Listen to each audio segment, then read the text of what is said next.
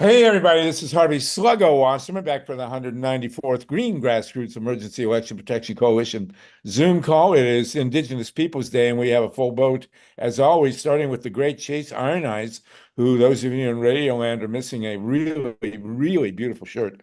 But Chase, it's always great to have you on. Then we join with the wonderful ANDREA MILLER, who's going to give us an election update on her fantastic grassroots campaigning, which the New York Times actually took notice of. Very, very interesting. Then we're going to be joined by a great group called Field Team 6.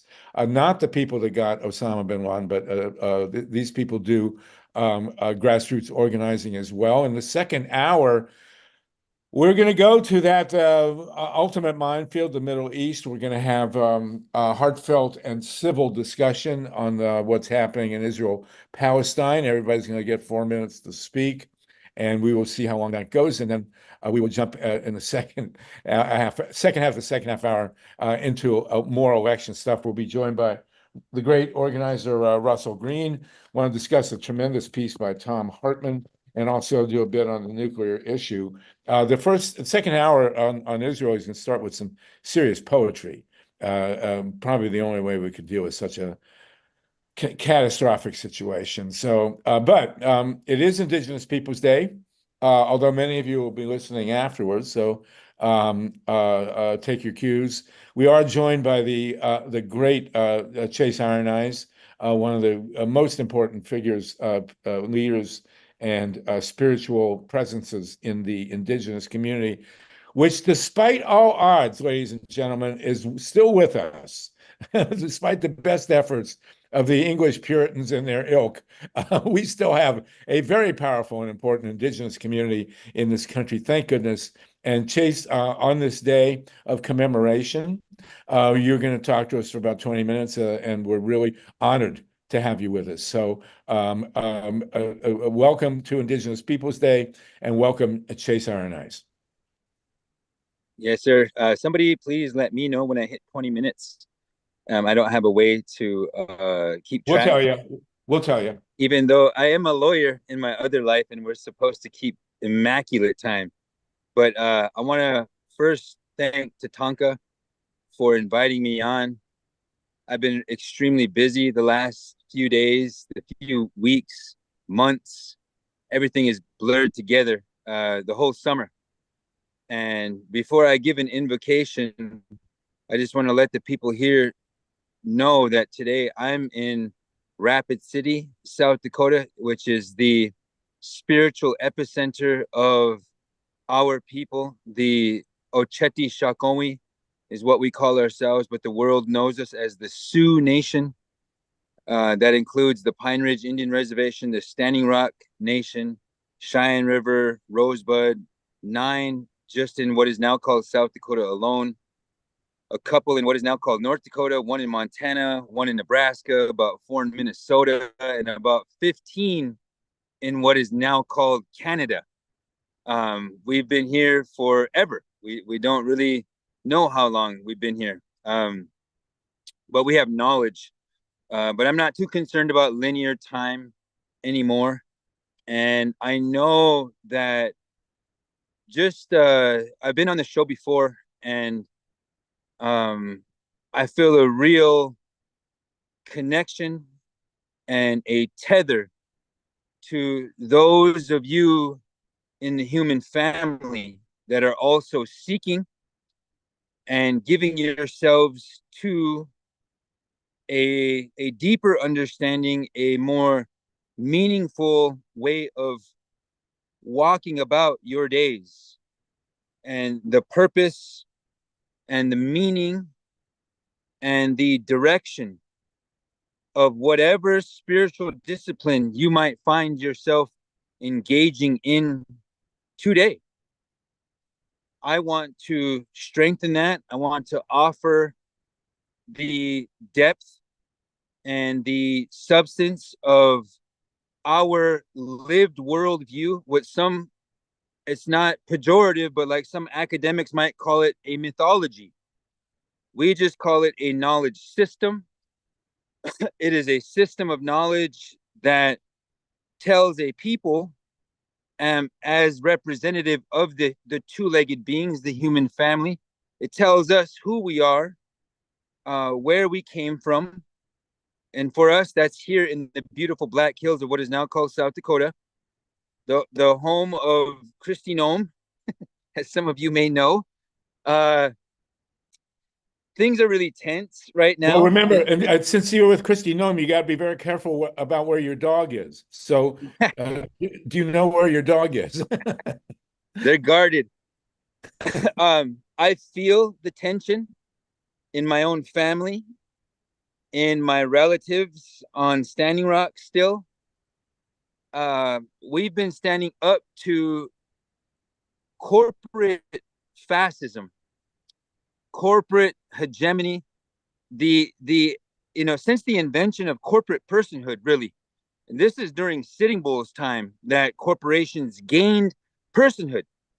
The same rights that you, a divine flesh and blood living being, two-legged being with 10 fingers and 10 toes, the same rights that inure to us and that we can avail ourselves of, natural rights, birthrights. Now the corporation, which is a complete legal fiction, also can avail themselves of those rights, constitutional rights to free speech, for instance. Some of you might remember Citizens United. So there's, since Sitting Bull's time and Crazy Horse's time, there's been an advancement in enemy that is seeking to usurp your spiritual authority, my spiritual authority. You know, in the history of our peoples, whatever demographic you might identify with or consider yourself to belong to, these forces and these colonial forces and abstractive forces, the forces that separated a human being from their ability to walk in a sacred manner and understand themselves and connect themselves with the sacred universe, that goes back thousands of years before what are now known as white people. They were known as white people when they landed on our shores in the last 300 years, but they were not known as white people when Columbus landed here. They were known as Europeans. White people is an invented concept, just like Indian, just like Black people and so forth. And my job has been to try to unify people who are seeking to liberate themselves from those assigned categories. And they're very real. I'm not saying that racism is not real. I mean, we're 500 years plus since Columbus was lost and landed in Taino country. And the Taino people are still here. I like my good brothers, and they're spread all over.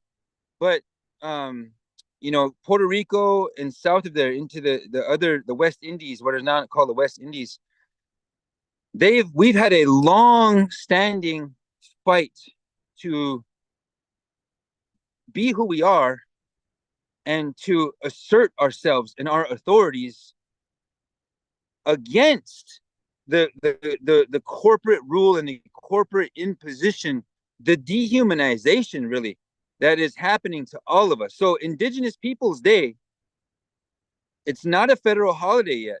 It is still Columbus Day.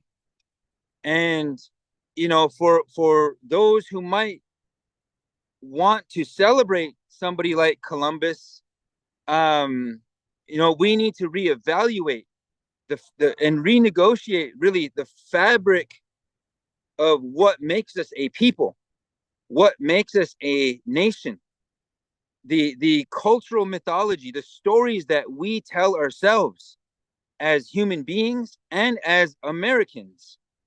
We have to tell the truth now, and we have to reconcile.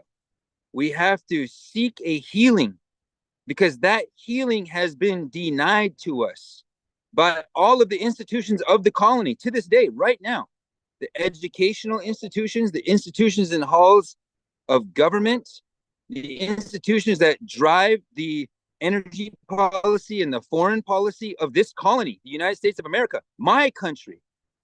Those forces that drive those policies do not have your best interest. They do not have humanity's best interest. They do not have Mother Earth's best interests. Look at all of our people in the throes of those two giant hurricanes on the East Coast right now. That is a completely disruptive crisis that we don't seem to have the money to help our own citizens.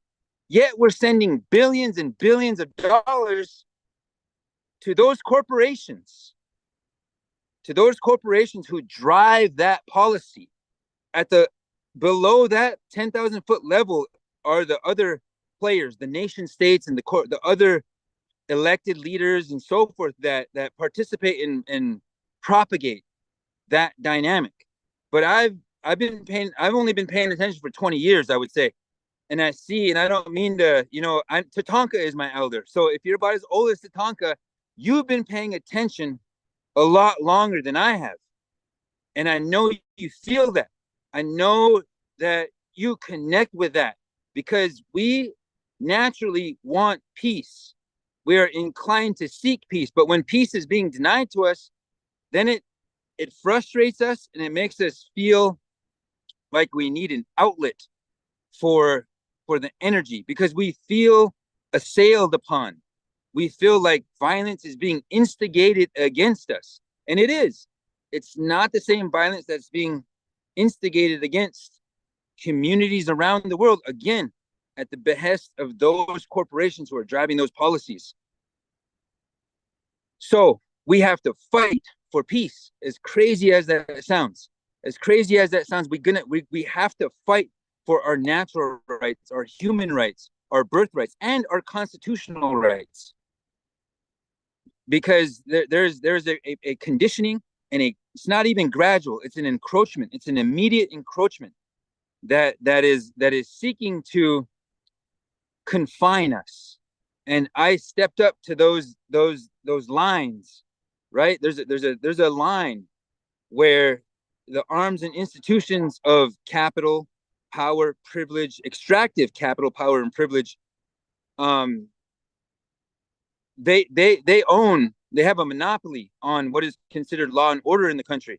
So when I'm trying to protect clean water for 18 million Americans plus my own children, they declared me to be a terrorist, a religiously driven eco-jihadist is the exact words that private military contractors used against me and my daughter and my wife and my family. So if they can do that to me, they can certainly do that to every single American in our country, in our powerful, beautiful country. So in these times, I want to send the message that we have to stand together. We have to give each other grace. And yes, this is a controverted country, and we've survived a genocide. I would even say that we are surviving policies right now that are designed to bring about our extinction, tribal sovereign extinction. And I know that because I've studied the law for a long time, and I live on the Pine Ridge Reservation where it's very visceral. When you're that close to the blood of oppression, and you can feel the chains. You can feel the chains there. We have the highest suicide rate. One of my son's good friends, 18 years old, committed suicide. I've seen 14-year-old children who've committed suicide. The educational institutions, the institutions of Hollywood and so forth, tell a certain story about Native people that we know not to be true, one that doesn't empower us, one that dehumanizes us, one that degrades us. So we're fighting on all fronts. That's why I say there are policies in place that are designed to bring about our extinction and to eliminate our authorities, because indigenous nations, indigenous peoples, when we reach out and we want to shake hands with our American brothers and sisters with whom we signed treaties with whom we swore to uphold divine covenants, that we would protect the American people against all enemies, foreign and domestic. And the American people also swore the same, even though your leaders or American leaders fall way short of the integrity required to uphold those covenants. But we ourselves can do that, and we have to do that. So I wanted to send that message, and I just want to offer a voice, an invocation, because I just came from a beautiful ceremony, a beautiful march and pageant. Pageant is not the right word, but it is where our people are dressing up in our ceremonial garb, our attire, our regalia, and we bring our sacred herbs, we bring our sacred instruments, and we're gathering now in all these streets, these downtown city centers in all the cities in America, from Seattle to Los Angeles to Denver to Washington, D.C., to New York, to Cleveland, Ohio. These are the ones that I know about, and right here in Rapid City, South Dakota. And we brought our drums, we brought our headdresses, we brought our eagle fans. These appointments and these anointments that we still carry to this day are going to empower anyone who we were able to make relations with. So I want to stop talking to you guys and with you guys and just offer my voice to creation, and then I'll be done, and hopefully I'm right around that time there, my good friends. You're wonderful, Chase. Gorgeous. We did want to ask you briefly about Leonard Peltier. Let's do that. Quite a bit about, and you are the most dangerous combination of all human beings. You're an Indigenous person and you're a lawyer. Doesn't get any more powerful than that. Go ahead, please. If you'll tell us the latest on Leonard, we'd appreciate it. Well, I mean, man, we haven't even got a response really from the Biden administration. We are petitioning him. He has a new set of lawyers. We're in direct communication with his official advocacy team, and we're in touch with those who are investing in advocating for his freedom. As many of you know, Leonard Peltier has just turned 80 years old. Oh, God. He has ailments and health conditions, including diabetes, including diminishing eyesight, including he's frail now, and he's the furthest thing from a danger to society or a threat to anyone. And every time the United States government or whatever administration might be in power, red or blue or whatever, they don't seem to be willing to entertain or consider truthfully what it means to free Leonard Peltier. And many of you know the story. And in order to free Leonard Peltier, the FBI and the United States government would have to admit that what it did on the Pine Ridge Reservation, which resulted in, 70 people or more, it's definitely more, but the FBI admits to 69 people who were killed and murdered, and they chalked probably like 80% of their deaths up to exposure. It's completely criminal, it's completely ludicrous, but that's why there's such a holdup to free Leonard Peltier, because then they would have to go back and look at those times and try to atone for them. But the movement right now is to get Leonard Peltier transferred, to get him out of a maximum security prison. Again, this is a man who's a survivor of the boarding school era. Leonard Peltier went to what's known as Wahpeton Indian School, which is one of these schools where children were abused in all manners of that word, and whose culture and ways of life and dignity were erased, or at least attempted to be erased through violent practices. And he survived that. So we definitely want people to connect with the campaign to free Leonard Peltier, continue to educate your peers about Leonard Peltier, even sharing some of the posts that are coming out from whoisleonardpeltier.info. And also there's an awesome video, I believe it's at freeleonardpeltier.us, that some of my friends were able to put together from archival footage from 50 years ago, 45 to 50 years ago. We believe that everybody on the right side of history and everybody who wants to make right the injustices that are still being inflicted upon Native people are willing to advocate for Leonard Peltier's freedom. He's been in there for.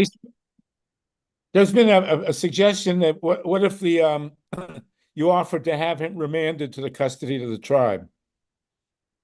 That's a very good idea. I know that his team has. That way it wouldn't be saying he's freed, but he'd be with you. He'd be able to be at home. That's what he most wants, is to be within his homelands. Now his homelands are the Turtle Mountain, Ojibwe or Anishinaabe people, and the Sioux people, the Dakota people, and he has a home on the Pine Ridge as well. That's a great idea, and you could call it. You could call it house arrest. Yes, and then but he'd be home. He would be home. He could go to ceremonies. Right.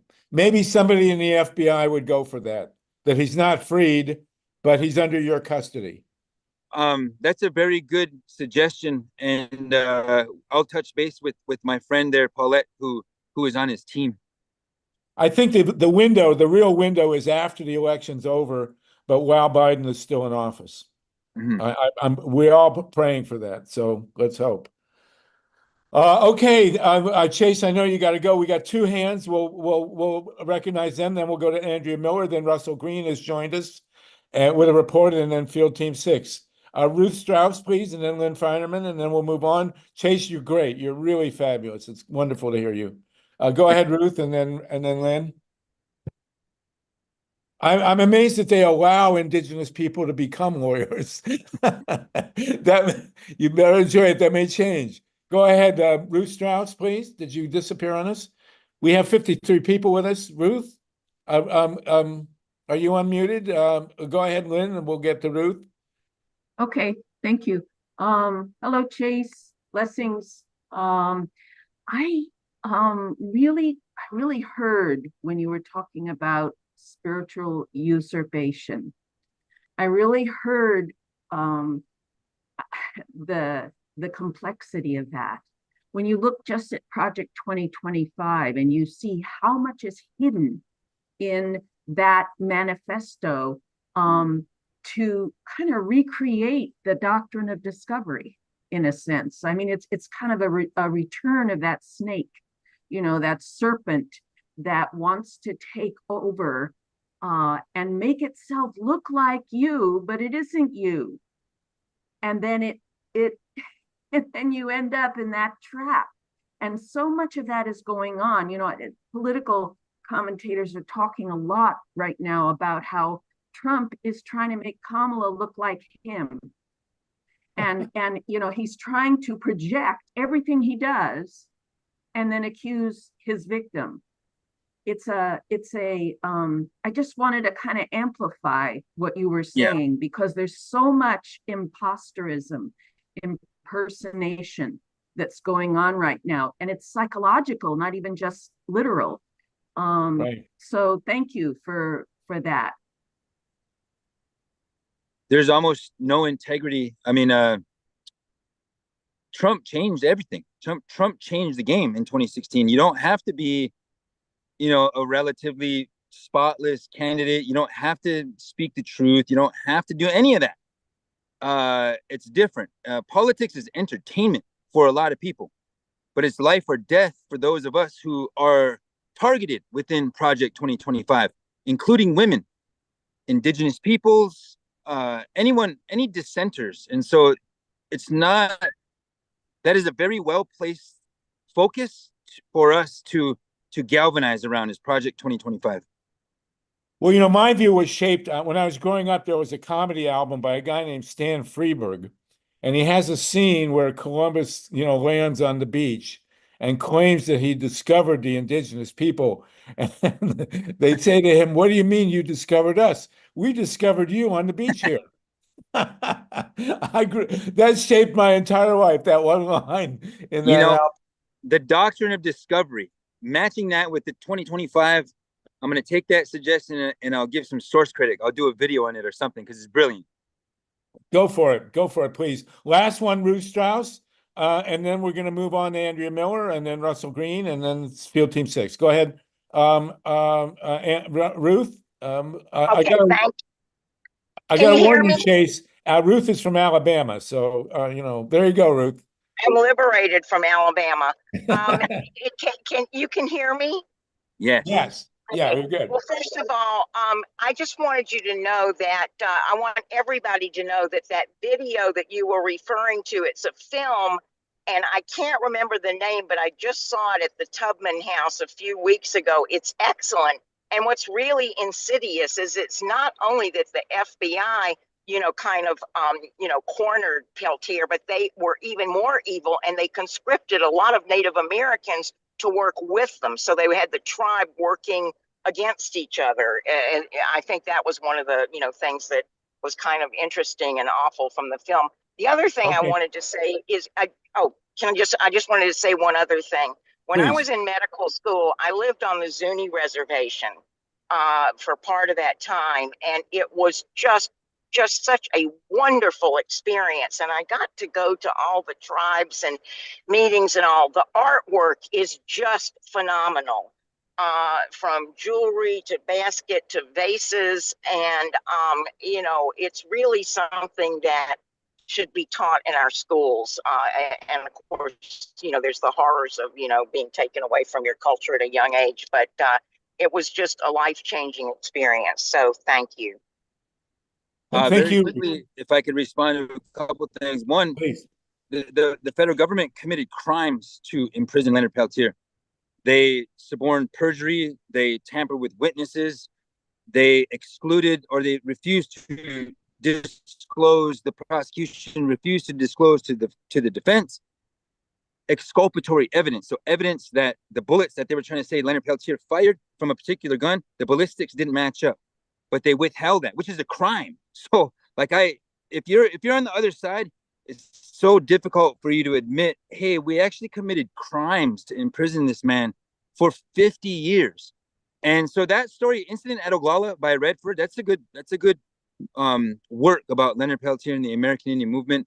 Peter Matheson's In the Spirit of Crazy Horse. I know Peter Matheson has written amazing other works, but that's like a seminal work that I read when I was 18. What else? Teaching the truth about Indigenous peoples. At least we have Indigenous Peoples Day now. Some states are celebrating it. Some states are hesitant. It's a culture war. It really is. And we just have to try to stay committed to the truth, no matter what it is, and stay committed to healing. Otherwise, we're going to be divisible, and our differences are going to be exploitable. They're going to be able to capitalize on fear, on doubt, on confusion, and on otherizing. So we have to continue to fight for peace. You got it. Thank you so much, Chase. And we look forward to having Leonard remanded to your custody on the trial there. It would be Two a great ideas. day. And that Two great ideas came from Harvey's show today. So thank you guys. No, it came from beyond. So listen, we thank you so much. Tatanka, you brought Chase. You want to say goodbye, and then we'll go to Andrea Miller. Tatanka Bricka, chair of the KPFK board. Tatanka, you with us here? Oh, you're muted still. Oh, he's muted. There you go. I just wanted to thank you, Chase, so very much, and bring our blessings to your wonderful wife and your children. And also, I will call you about a dream I've had that I don't want to share with the people until I share it with you. It has to do with everything you're talking about. Thank you. All right, my man. Wopila. Thank you guys. Thank you, and Wopila. come back I will. soon. Anytime, You're always Harvey. welcome. Take care, bro. Yeah. Thank you. Thank you. Take care. Thank you so much. Wonderful. Well, we have another very powerful person to talk with us, Andrea Miller. I saw a piece in the New York Times today or yesterday, and I don't know if it's a good sign or an insidious sign, but the New York Times ran a whole piece comparing the ground operations of the Trump campaign with the Kamala campaign. Did you want to comment on that? You're the master. You're the queen of grassroots organizing here. What do you think?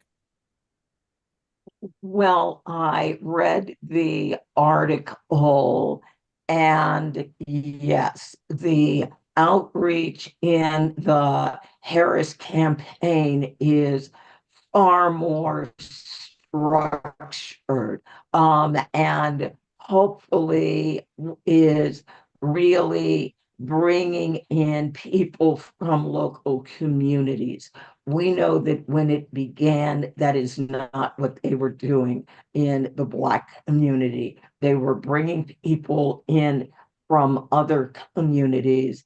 And when they found we were there, sometimes people gladly worked with us, other times they did not. So it's very, very interesting. So, yes, there are a lot more offices. Yes, they have a lot more structured things that they want to do, but they are not really making use of local resources, which is kind of what party operations always do. And it has always been a problem. Well, let's hope you can solve it. So, in the world of the Center for Common Ground, I've put out a notice, and I'm going to start to have to build our network better as we move forward. But I put out a notice, 3 basic things that people who are not going to leave their armchairs can do on this election. One is contact your group, the Center for Common Ground, and make phone calls because you're the leader in the phone bank world. 2, get to Gray McClendon's group, Communities United, and support their door-to-door operation, which you share with Ray. And then 3, go to our website, usgrassroots.org, which you named, to find out, be kept up to date on the latest for people who are protecting the election, working for JLTV. It's our umbrella website now, usgrassroots.org. Andrea, going forward now, and next week, by the way, and I do want you to come back if you would, next week, which is going to be a little shy of 3 weeks to the end of the election, or thereabouts. I want to do the deep dive on where we stand with the election. We are nonpartisan, but Tom Hartman has just issued a very frightening piece on how the election could be decertified and all that stuff. And Andrea, you're, I hope, booming on the phone banking. So tell us what's going on with the phone banking and your campaigns, please. Well, number one, on the phone banks, we are running phone banks in Virginia. Virginia started early voting on September 20th. So far, 712,670 people have already early voted in Virginia. Yay. So those votes are basically in the bank. North Carolina begins early voting on the 17th. Georgia actually begins early voting maybe today, or it's really, really close. So we've got phone banks for Virginia, for North Carolina, and in North Carolina, we have moved outside Mecklenburg and Raleigh, which that's the part of North Carolina everyone knows. And we've moved east to the North Carolina Black Belt. That area is not getting a lot of attention. Everybody and their brother is running around in Mecklenburg and Raleigh. They know those places. So we've got phone banks running into places like Nash and Wilson and Wayne County out there on the east. We also just opened up our phone bank to Mobile, Alabama. Alabama has a brand new 2nd congressional district that is a majority minority district. So we want to win the 2nd congressional district in Alabama. Now, the Alabama Black Belt begins in the city of Montgomery, the capital of Alabama, and then it heads west out to Selma and then through the western part of the Black Belt. But it also goes down south to Mobile.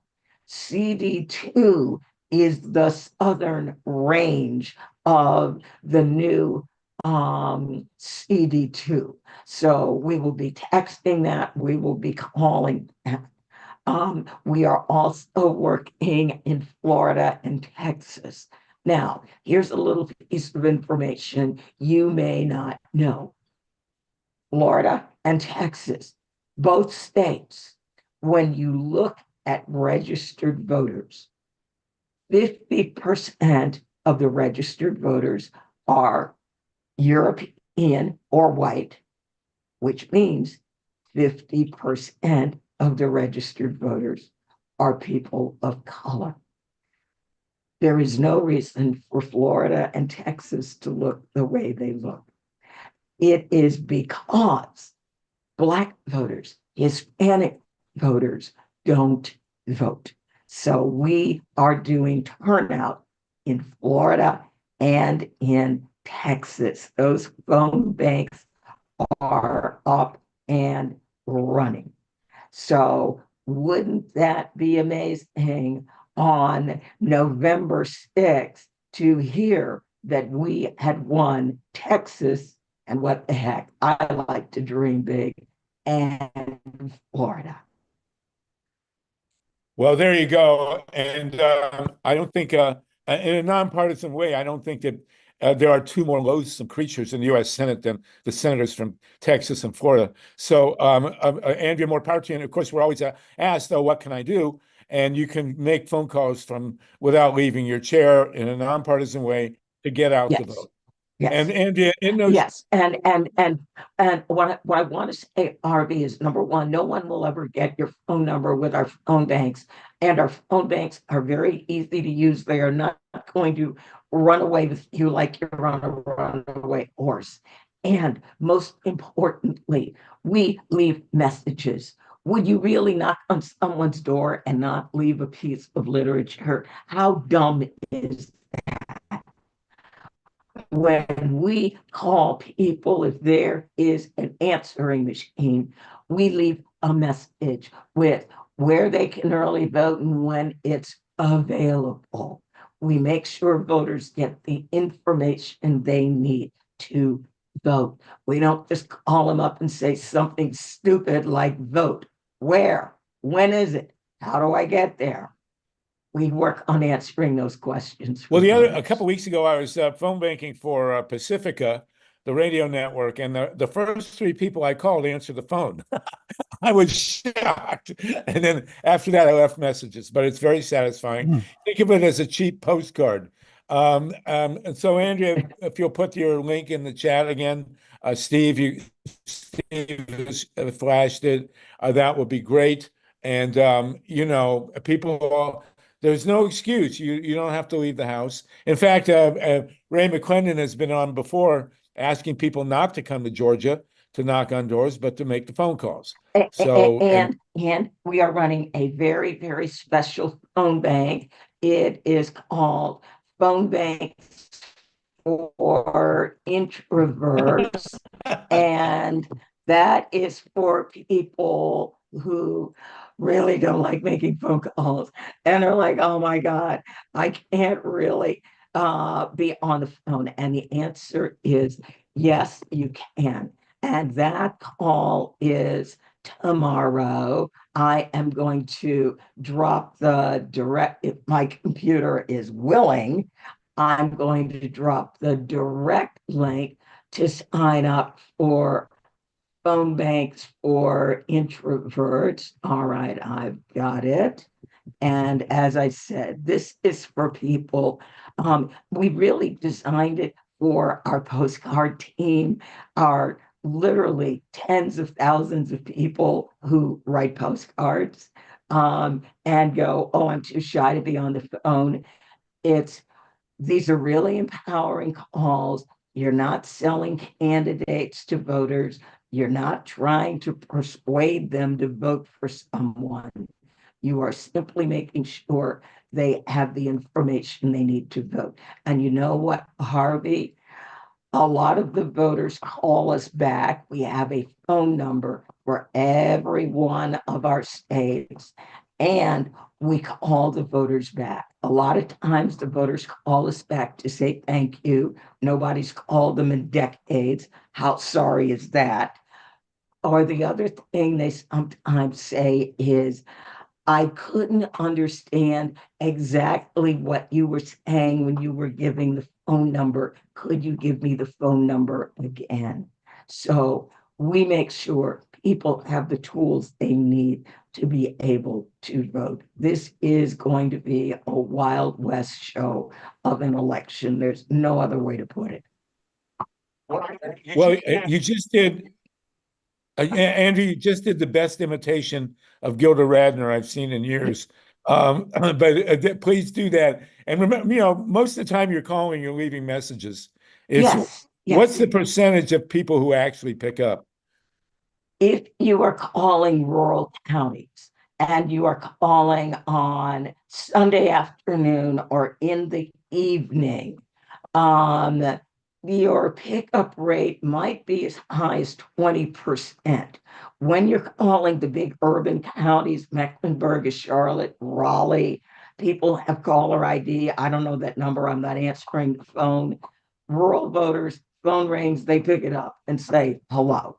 It's just a different culture, especially with older voters. And many people, including me, believe that there's a high likelihood that North Carolina will decide the election. So, that's neither here nor there at this point. But when I start calling, I will probably focus on North Carolina.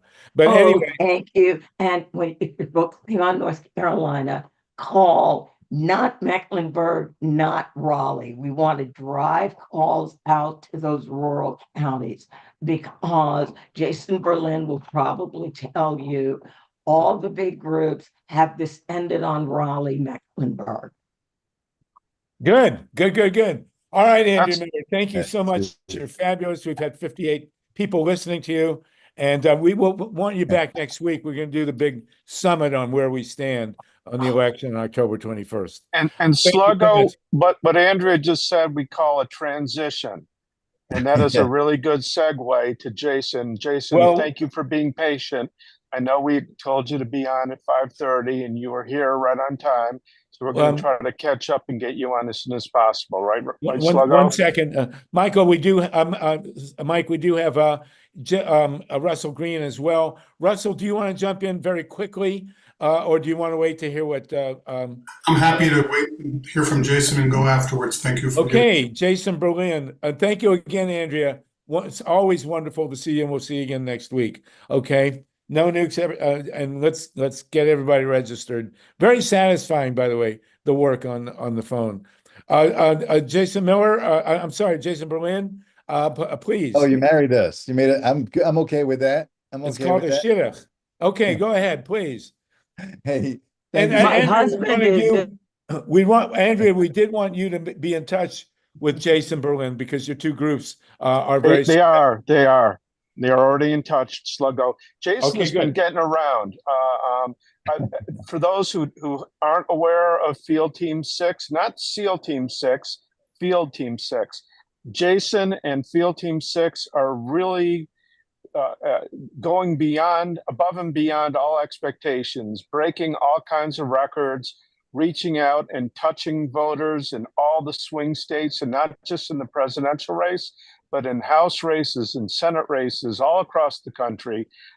Jason is going to be wonderful. He presents with humor and precision, and I don't want to take into any more of his time. I just want to sit back and enjoy what Jason has to tell us. So take it away, Jason.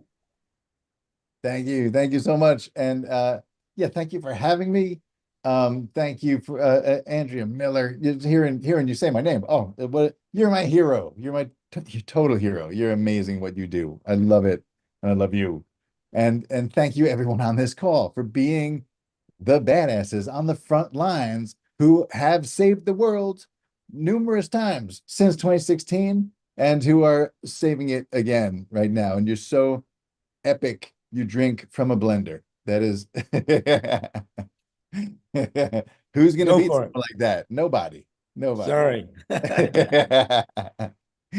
So, Jason, what does your group do? How are you linked with Andrea? And Russell Green is listening closely. So, let's hear it. Yes. So yeah, Andrea Miller and I are just we're together in this activism movement across the country. I'm the leader of Field Team 6, and yes, we are. It's a play on SEAL Team 6 because we are the crack voter registration group that goes behind enemy lines in purple states and districts and does the impossible. We are a proudly partisan voter registration group. We're the one and only national group that is laser focused on partisan Democratic voter registration, specifically in the swing states and districts where just a few new voters decide election outcomes. So we've been doing this since 2019. We started as an all in-person voter drive organization.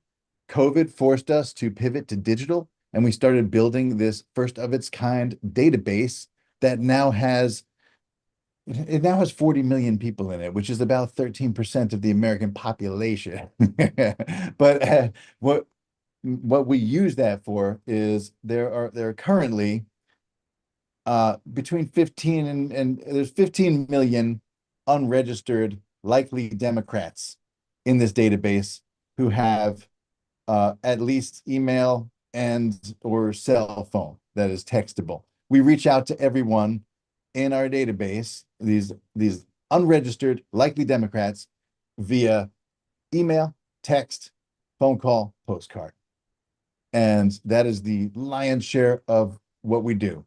We have, by November 22, we have delivered 2.3 million new Democratic and independent voters, the vast majority to swing states and districts. And we are on track to at least triple what we did in the midterms this cycle. And we're looking at delivering 4.5 million new Democrats and independent voters. These voters, many of them, are invisible to the polls and to the pundits. It takes a Secretary of State in any given state, sometimes 3 months, sometimes a little more, to update the voter rolls. So these people, a ton of them, are not being included in any of the polls. And the pundits don't know about, you all know on this call, the pundits don't know about our entire national activist infrastructure, let alone little Field Team 6 and what we're doing. But these voters are real, and they're going to change election outcomes across the country. So just biggest picture, like, why voter registration? Why is that so important? Okay, so 85% of registered voters vote in a presidential election. To me, that suggests turnout is not the whole problem. It's maybe half the problem. Definitely, we need to work on turnout and get out the vote, but it's not 100%, it's less. And we also have to work on registering new Democrats, because you can't get them out to vote if they don't exist to begin with.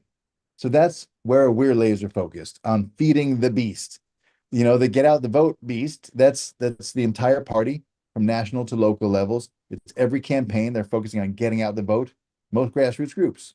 So if we can get more Democrats into that funnel, then we're going to win more elections. Another statistic, young people. Most of us know 23% of young people voted in 2020. But when you look at 18 to 24-year-olds who were registered to vote, 86% of them voted. So it's young people too that this applies to. The simple act of registering people turns them into voters. I want to show you some results quickly from the 22 cycle that inform what we are doing now. So don't believe in long PowerPoints, it's inhumane. But here's what we did. Using this database, we contacted 5 million unregistered likely Democrats. Here's how many registered. 1.5 million, about 31.5%, almost 1 in 3 registered. And out of those, 660,000 voted, about 42%, in line with midterm voting numbers. Amazing. And here's what happened. I mean, here's the cost per vote. Okay, it came out to a little under, we say $1 a voter. It's a little under that. When you break it down by vote, it came down to $2.24. just to put that in context, this is not a typo. You're not having a TIA. This is real. Like that, actually $1,500 per vote is what the Democratic Party has spent. The closest organizations to us spend $200 to $300, and $2.24 is what we spend. The reason that we can do that is we have only 3 people on paid staff, including me, and we have almost 30,000 volunteers at this point. We have a volunteer staff of many different teams of specialized, do specialized things, about 100 people on our volunteer staff. And that is why we can do it so effectively. Just have to mention, the overwhelming majority of our volunteers and volunteer staff, of course, are women who are the ones saving the world, like doing the work. 85%, I would say. It's across, you know that. This is across the country and the activism infrastructure, national. Here's what we did in Wisconsin. Contacted 673,000 unregistered, likely Democrats. Out of those, here's how many registered as blue or purple. So Democrats are independent. 287,000 some odd people. Out of those, here's how many voted. 149,000, more than accounting for the entire victory margin of Democratic Governor Tony Evers, who, as you know, months ago signed into law the first fair legislative district maps in like 11 years. In Arizona, we contacted almost 400,000 people. Out of those, 128,000 or so registered as Dems and independent.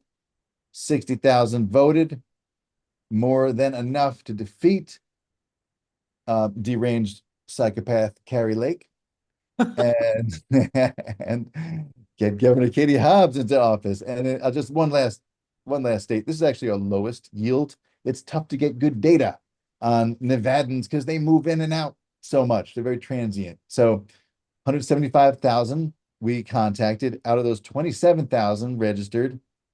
Out of those, just enough voted to account for the whole victory margin of Democratic Senator Catherine Cortez Masto, who secured Democratic control of the Senate in what was supposed to be a red wave that turned into more of a rosé spritz. Oh, God. When you say that the people that you work with contacted people, how do they do it? Is it phone calls? Are you knocking on doors? What postcards? Okay, so postcards, we're not waiting for postcards, right?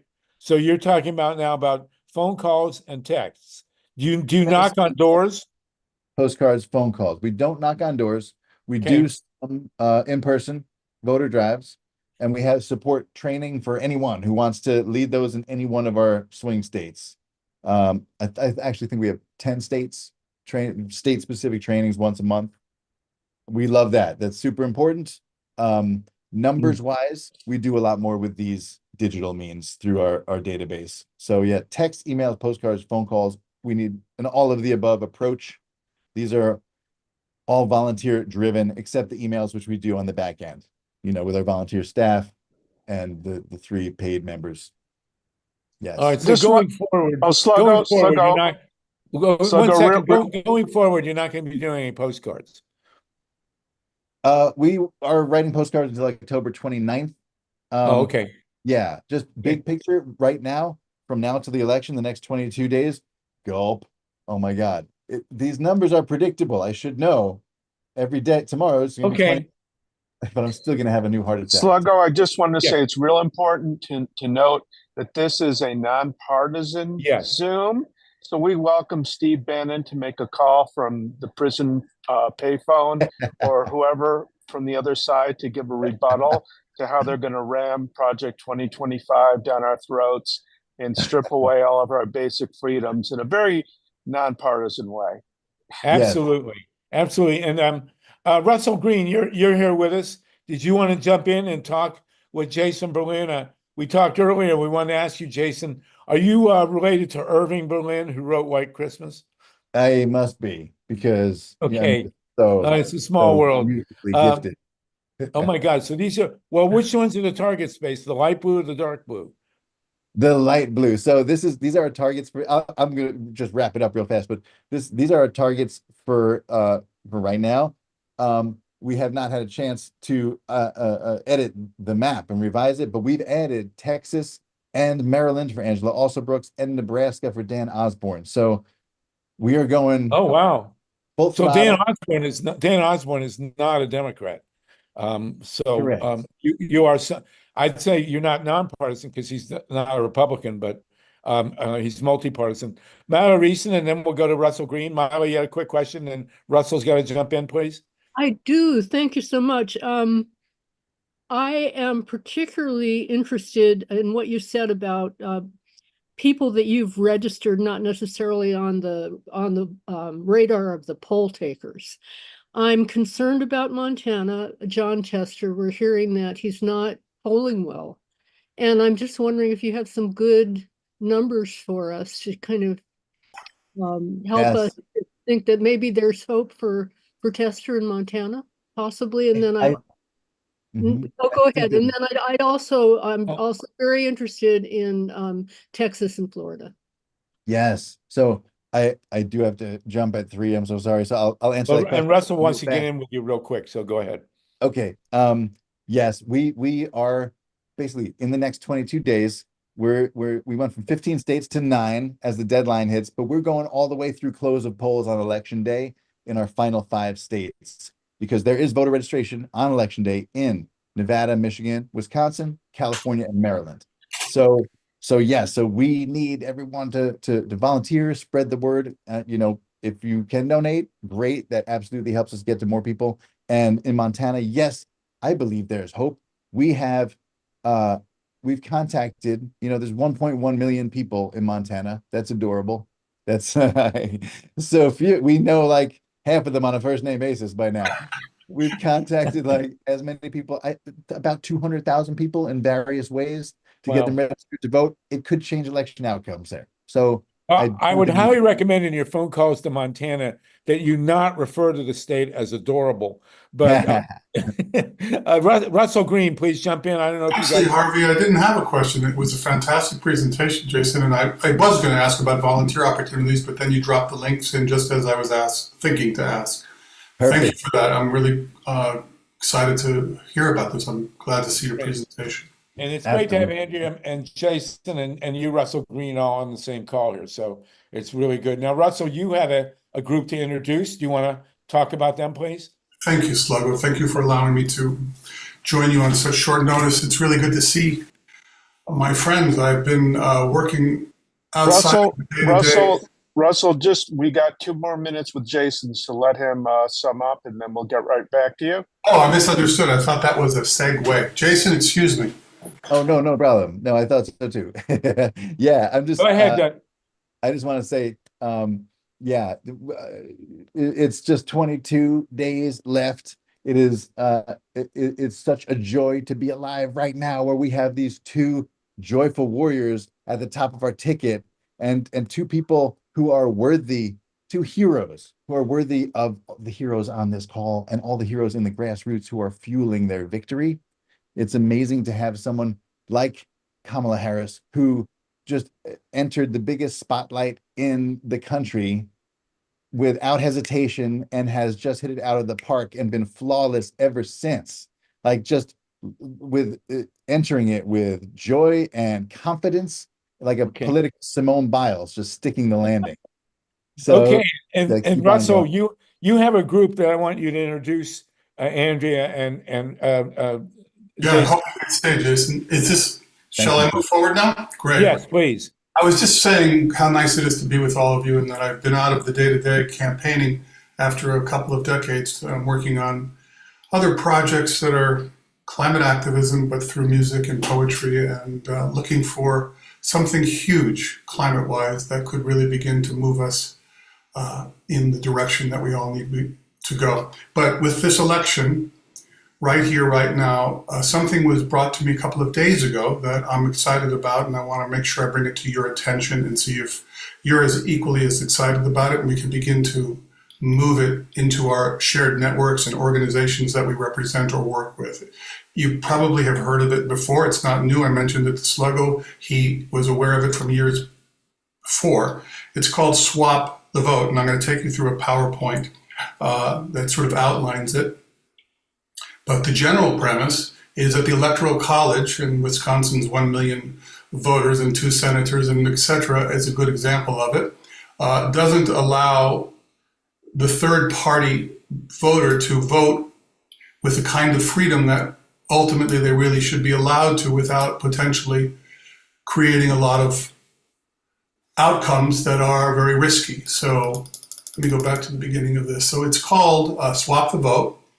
And I'm going to take you through the general ideas, and then I'm going to share some documents. We need to do it quickly, but it's good. Here I go. So basically, we all know, we just heard from Jason, we heard from Andrea, we're down to the wire, and there are 7 key swing states, in our view, that are critical to this. And there are people that are possibly going to be voting for a third-party candidate. And we know from the numbers, and I'll show you on the FAQs, or you can look yourself later if there's not enough time, why we believe there's enough of those voters to actually have an impact that could change the outcome in these key swing states. So the idea is, here I am in California. I have friends in all of these swing states. I'm going to look for one of them who needs to vote for a third-party candidate. They cannot find their way to voting for Kamala Harris. And I understand that. I voted for Jill Stein here in California in 2012. It was a very easy vote to cast. There was no risk. But now what I'm looking for is somebody in one of those swing states who understands the outcome of the potential risk of their vote in a swing state and is willing to switch with me. And I will pledge to vote for them in California. I will vote Jill Stein or whomever they ask me to vote for in the third party. And they will vote for Kamala Harris in, for example, Pennsylvania. Or Donald Trump. Or Donald Trump, since we're not. Or Donald Trump. Sure, we're on a nonpartisan call. So this takes you through it. I'm going to share this with you as soon as I'm done. I'm going to try to move quickly, but I want to don't go too fast. And we're going to be going, when you're done, we're going to go straight into the discussion on Israel. We got a couple people, Israel, Palestine, but this is very important. So go ahead. The idea is to source. Sorry to step on you, Sluggo. No, please. There's no electric matchup type of electronic app or anything yet. We're trying to see if we can do that without it being insecure and really technically savvy. But in the meantime, what we really just want you to do is think of your own network. Use your own social media. Start to move this out to people. Ask them, post, email your friends, text your friends. Where are you? What are you thinking about? I want to talk this through with you. We have developed really good things for organizations that I'll share with you as well. Let me just very quickly show it to you, that basically outline. Well, I had this has been going on for a while. I had this discussion actually with Dan Ellsberg, who yelled at me, but nonetheless, I told him in 2020 that I would vote for Jill in California and I had traded my vote with someone in Ohio, and he didn't like it, but we did it anyway. And now 24 is upon us, and this is again a thing. So go ahead, go quick. I'll share some things in the chat, and please start to follow us on Instagram if this is interesting to you. If you're an organization, I'm going to share this as well, where you could use these templates and things to reach out to your organization, explain. This is a template for you to modify as you deem appropriate for your group. And then it goes through different reasons as to how some people are coming to this. For me, of course, it's climate. And there's no way we're going to be able to respond to another 4 years of a Donald Trump presidency and climate denial and moving backwards. We barely are going to be able to respond with a Kamala Harris. In a way, one of the women who is leading this, a really brilliant woman, said, to those of us who are struggling, you're voting for who it is you have the best chance to fight against. And I think in terms of climate, that's real. We understand the Democrats are much better than the Republicans, but we can't believe that fracking's real in Pennsylvania. That's climate make-believe in my view. So this is the idea. I hope it's resonating with those of you who have friends who are voting this way. And I'm available for questions if there's time, or otherwise I'll just drop things in the chat, Sluggo. That's good. Well, you have, MYLA has put your website, www.swapyourvote.org. Is that right? Yep. And then I've just added a few more things, the toolkit that I just shared with you, the Instagram handle to follow.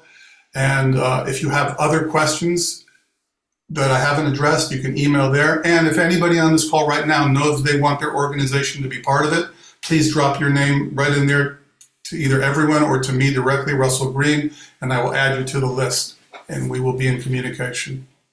Thank you. Absolutely. And I will point out in a nonpartisan way that the Biden administration has been pushing nuclear power, which is horrifying. Trump hates windmills, which is amusing.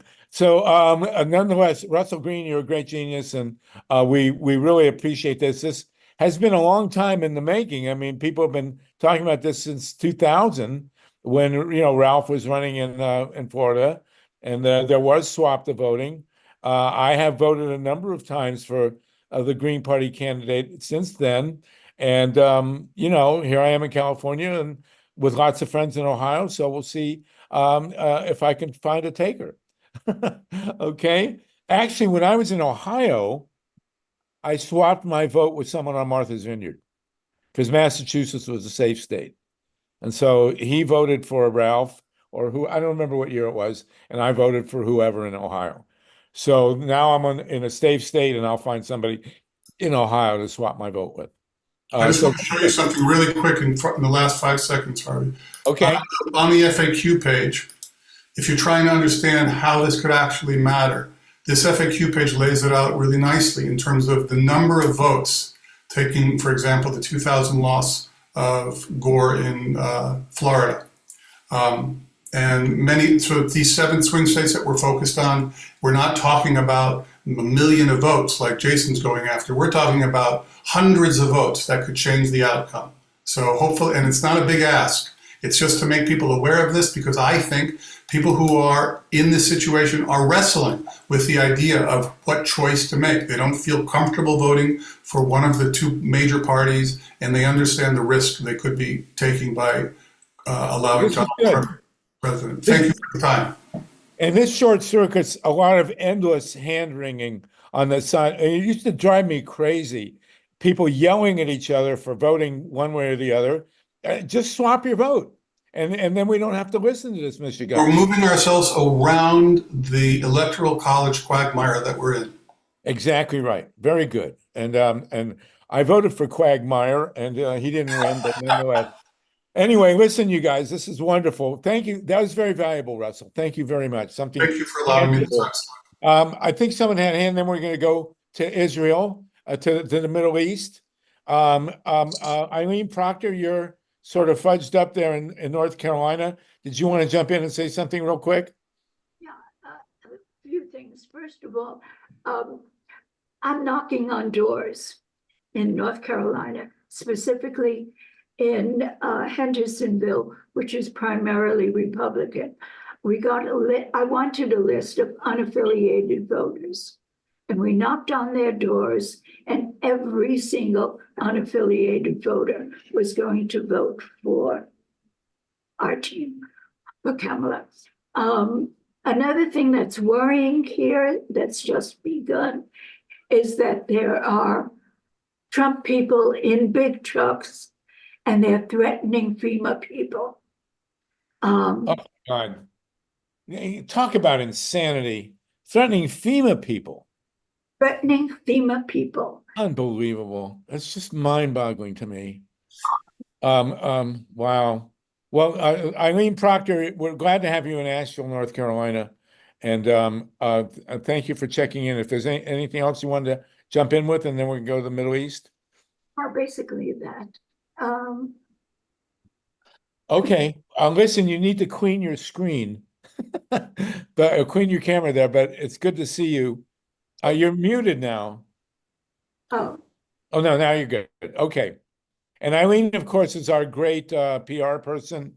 Moved from Beverly Hills to Asheville, North Carolina. Move up as far as I'm concerned. And of course, I do believe North Carolina will decide this election. So people need to take care. Now, ILENE, if you have people that want to swap their vote, Russell's the guy. And, if you know somebody to swap with me, I'll do that. So let me know. Okay? You are now a North Carolina voter, so your vote actually counts as opposed to ours here in Studio City. So, whatever.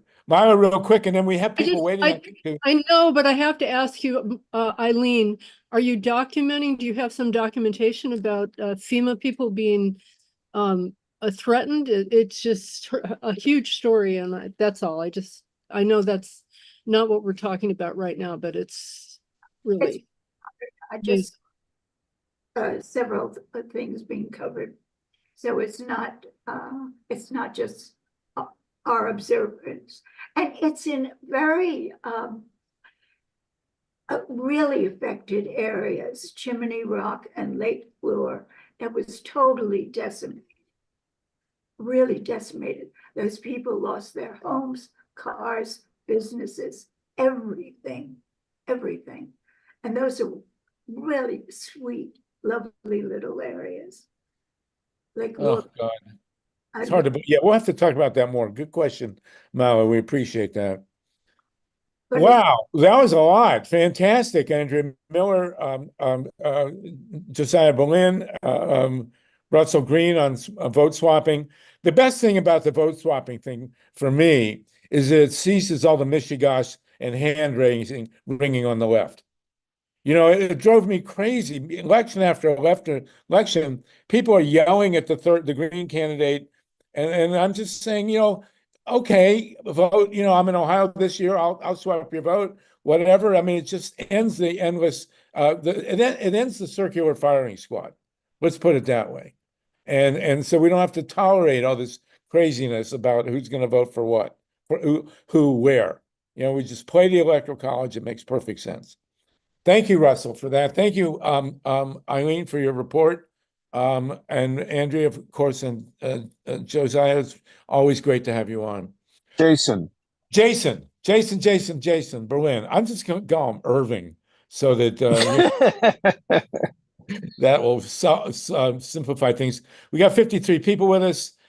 This call has the longest attention span of anybody in America. We now have advertised we're going to go after this to talk about more about the election, but we do want to have a time to discuss the 800-pound gorilla. We had two previous sessions on the insanity in the Middle East. They both were very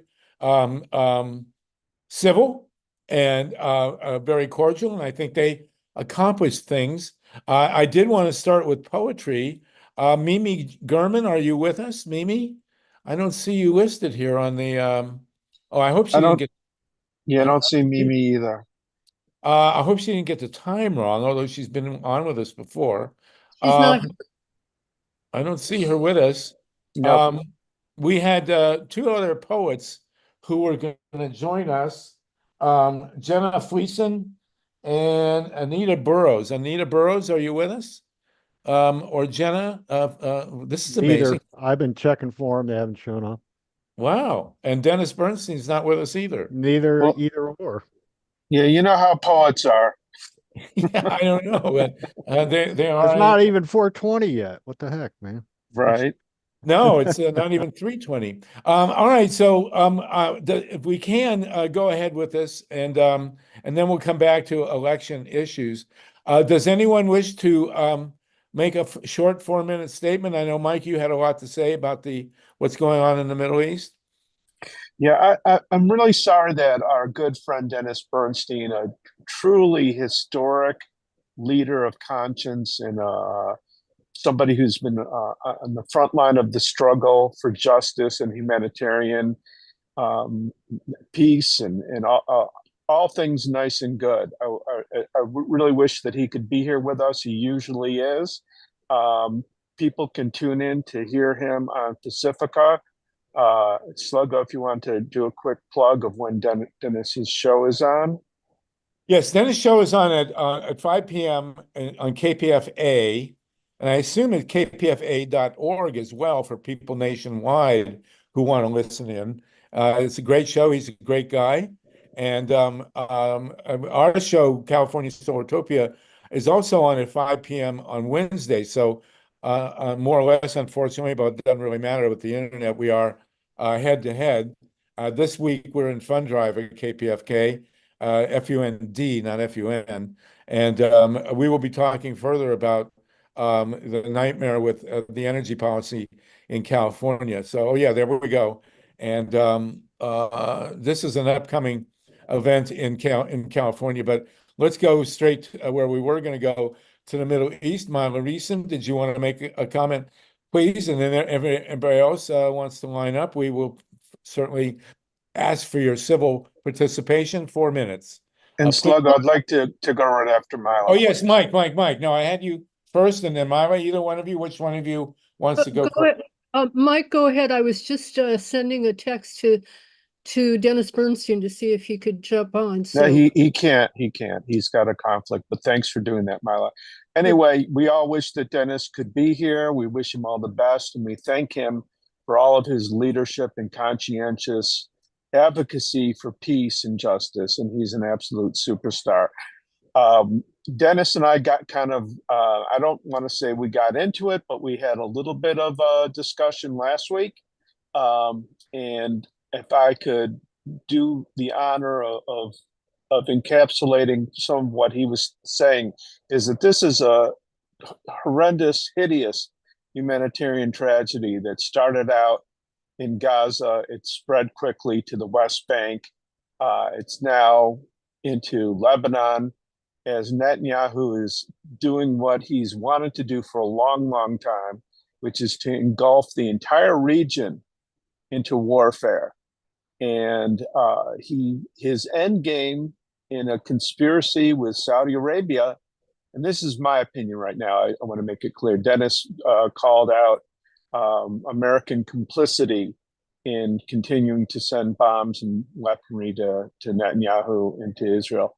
But in my opinion, Netanyahu has been advancing a strategic plan to engulf the entire region into warfare, including bringing Iran into the conflict, with the end game of making it so Israel is given a green light to continue invading, obviously Gaza, obviously the West Bank, also Lebanon, which Israel has done historically through the years. But Netanyahu is, much like Trump, facing a situation where he's been convicted of serious crimes. And if Netanyahu loses his position as prime minister, he could end up losing his freedom as well. And it would be long overdue, because he's a petty criminal as well as a war criminal. And I do think that it would be really, really great if we could stop giving him any encouragement, stop giving him any armaments.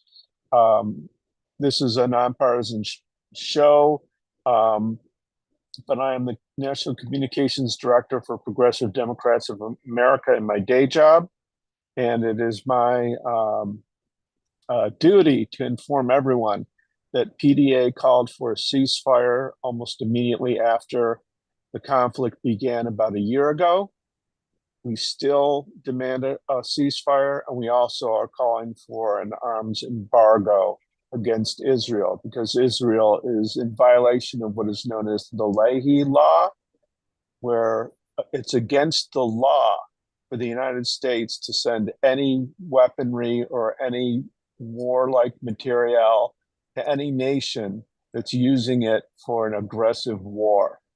And no matter what any propagandist might say, it's very, very clear that under Netanyahu, Israel is using U.S. weaponry in an extremely aggressive manner, going after all these nations in the Middle East, Palestine, Lebanon, threatening Iran.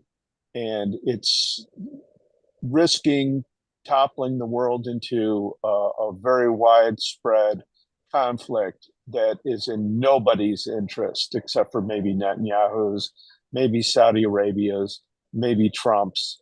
But again, every day that's a bad day for those people is a great day for everybody else. So I'll just end it there. Well, let's hear from Lynn Feinerman. Yes, Lynn Feinerman, go ahead. I was muted, please, and then MYLA. Lynn Feinerman, please. 4 minutes. Oh, you're muted. Hi. There you go. Am Okay, I please. here? Thank Okay. you. Thank you for that, Mike Hirsch. Much appreciated.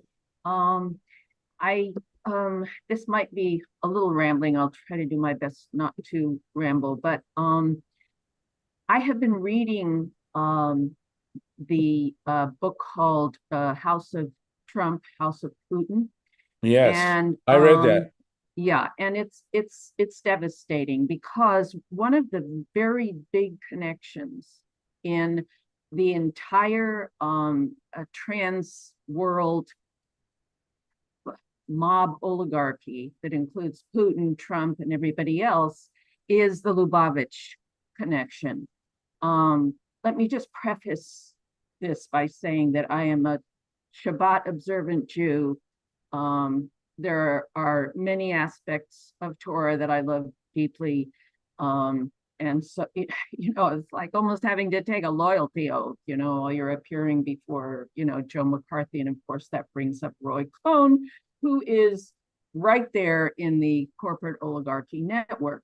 It bothers me a lot, per what Chase Iron Eyes was saying and what I commented on, because the Lubavitcher Rebbe and the whole Lubavitch network have been very powerful in terms of organizing, and in terms of money, and in terms of in particular spiritual influence.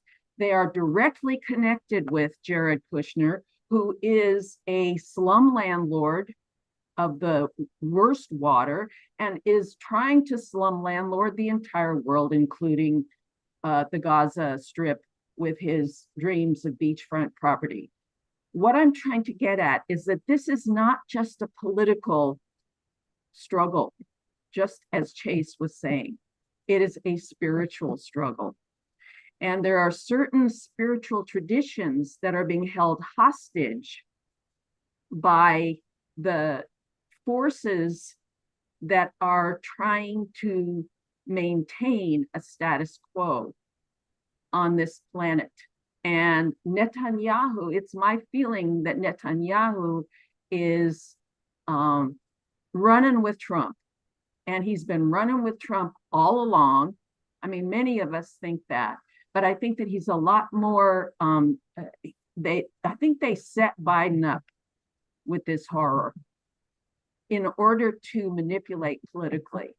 And, so we're looking at millions of innocent women and children in particular, and elders, having to go through hell so that these people can do their election manipulating and get their electoral power, and holding hostage, meanwhile, an entire group of people who had a very powerful spiritual leader as their head, and are entirely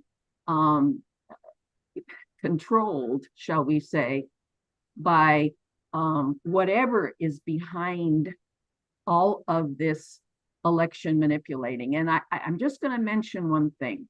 The head of AIPAC right now is named Arnie Christensen. He is a Christian nationalist Zionist.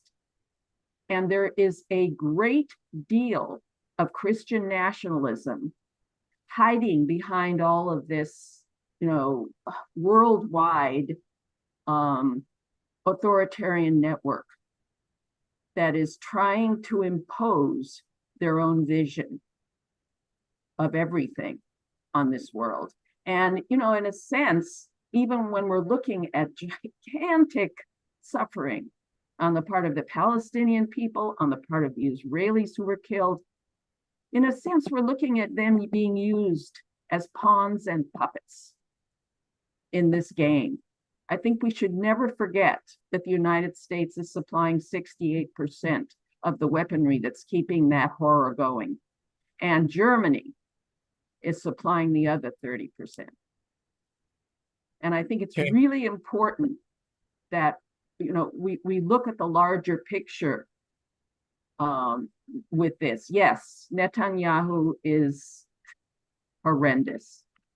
But He's also part of a horrendous network that we're up against directly right in this nation. Thank you. Okay, Lynn, thank you. Thank you for that, Lynn Finerman. We appreciate that very much. MYLA RESON. Thanks, Harvey. And thank you, Lynn. Beautifully stated. I am not an observant Jew. I was raised by a man who actually is related to one of the founders of the Zionist movement, Zev Jabotinsky. But my father thought that organized religion was one of the roots of all evil, and so we did not belong to temple, but I am sort of a cultural Jew, and I feel a great responsibility now to speak out against the extraordinary, what I consider to be genocide. I listened to an interview yesterday with Lawrence Wilkerson. Ralph Nader had him on the Ralph Nader Radio Hour, and Wilkerson, retired Colonel Lawrence Wilkerson, said that the numbers of innocent Palestinian children and women, civilians who have been buried in rubble, victims of enormous bombs manufactured in the United States. As you said, Lynn, a lot of the weaponry is coming from the US. Wilkerson was saying that there are literally hundreds of thousands, not tens of thousands, of Palestinians who have been killed in this past year. And so I put the link in the chat, but people can look on YouTube. If you look for the Ralph Nader Radio Hour on YouTube, you can find a YouTube video that was published yesterday. It's called BB Biden and BB Blinken, because Ralph Nader was saying that that they are just enabling Netanyahu, and I agree, and it's just horrendous. So that's about all that I have to say. Thank you, Harvey, for opening up this time. I think we have to speak out against this extraordinary humanitarian crisis that's occurring right now, and it must be stopped, and we must speak out. Thank you.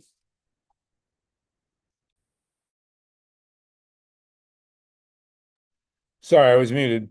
Does anyone else wish to speak on this before we move ahead? I'm in a position, I invited 4 people to come and speak on this at their behest, and nobody showed up. It's mind-boggling to me. Go ahead to Tonka Bricka, and then Mike, you want to have another word, and then Ruth Strauss. Yeah, Lynn, I want to thank you for that, because it's widely acknowledged that the most vociferous pro-Zionist anti-Palestinians are Christian nationalists. And the more digging you do into this, you realize the entire history and the role of the Federalist Society and the role of Project 2025 to create a spiritual state, a Christian state, is really underneath that.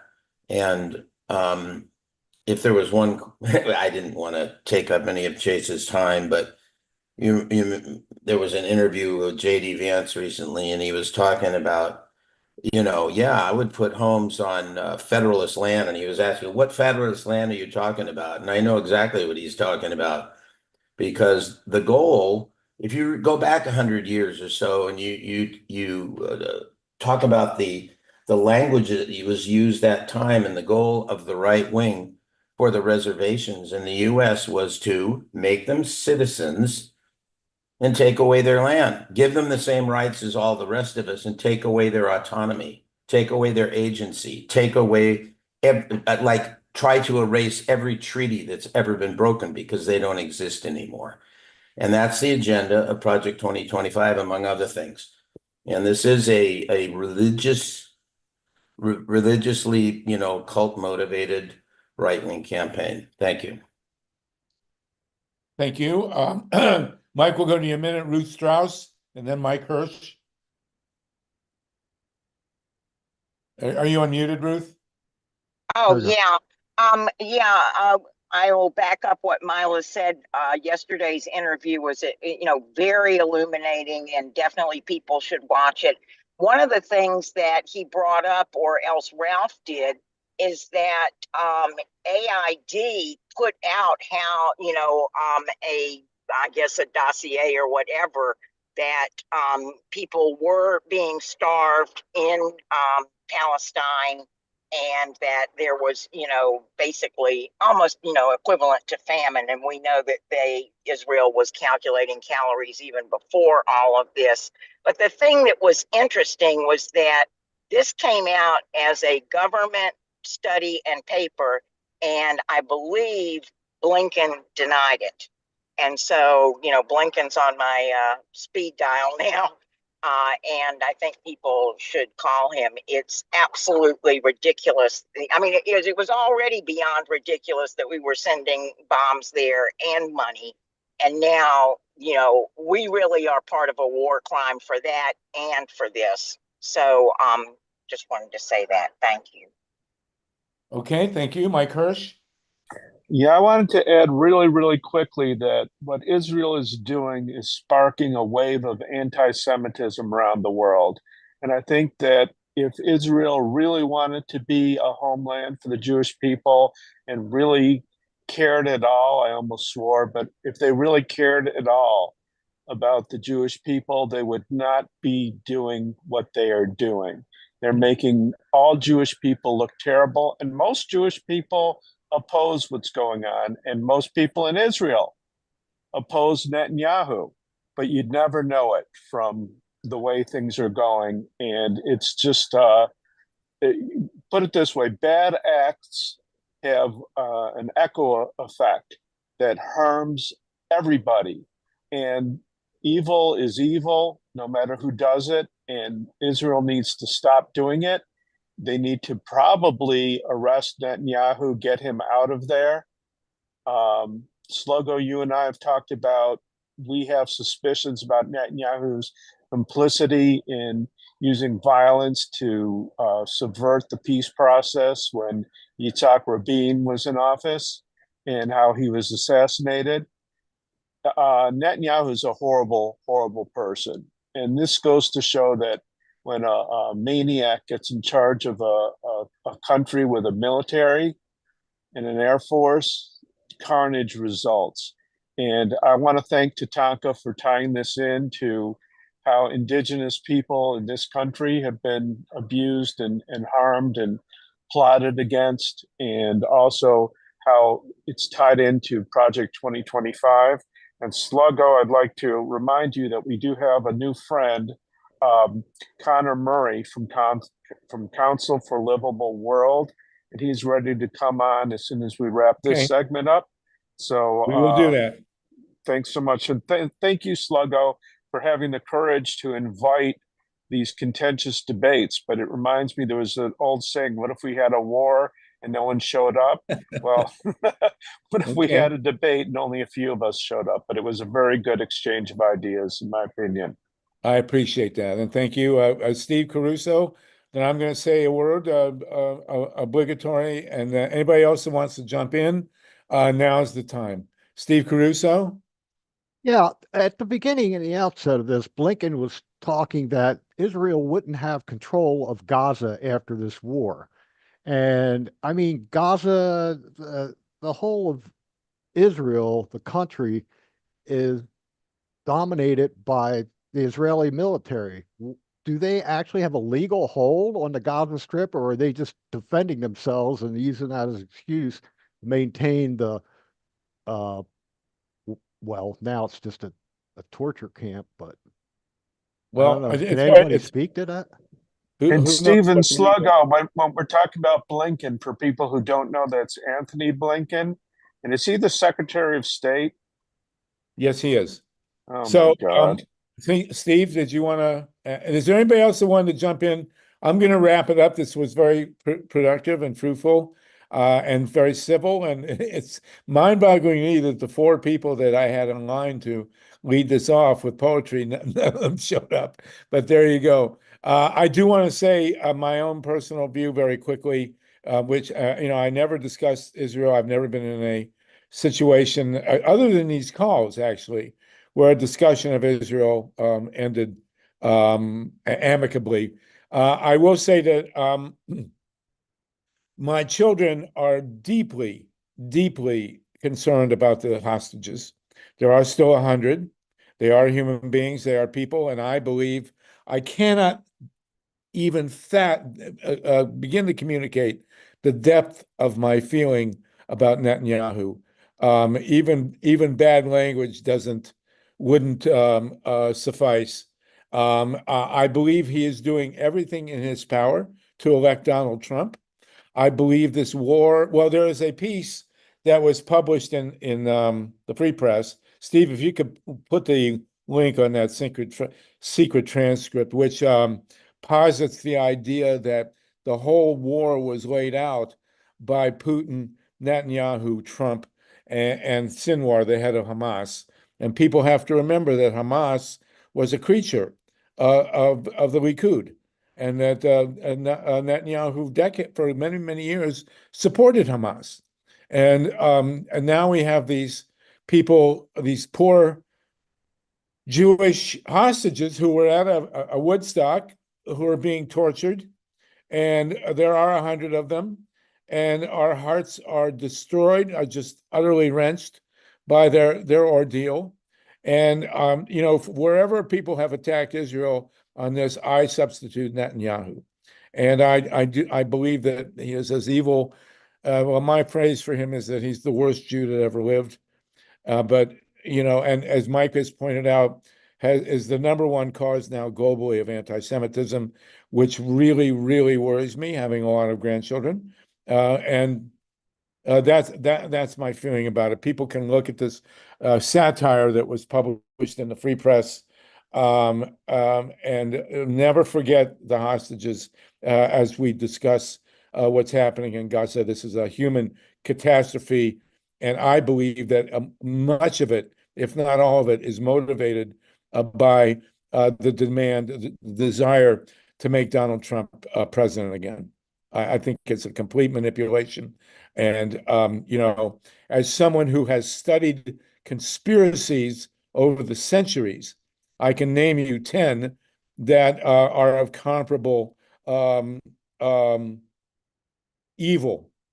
And there is no doubt in my mind that this, including, by the way, the prospect of war with Iran, it's all, to my mind, about putting Trump back in the White House.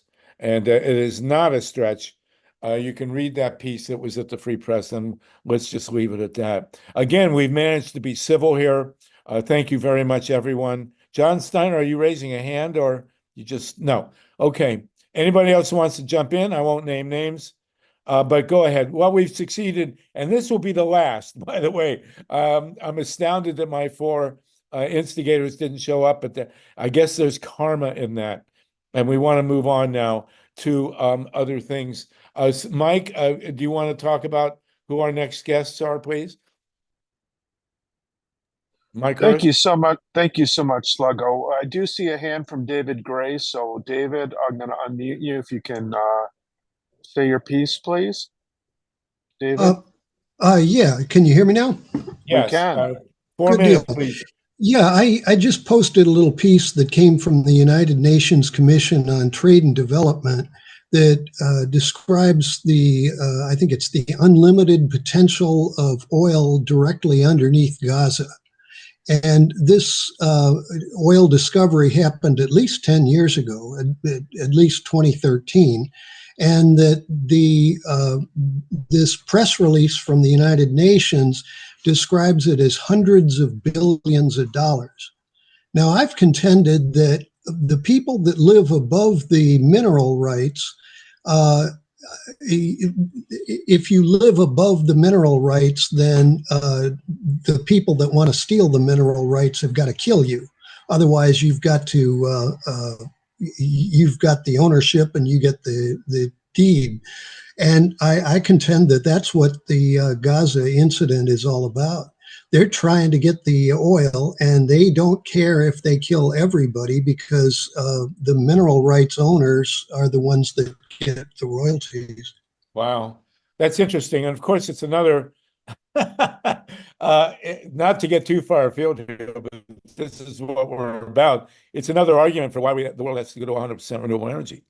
I mean, when we're talking about Solartopia, we're talking about a total conversion to wind and solar.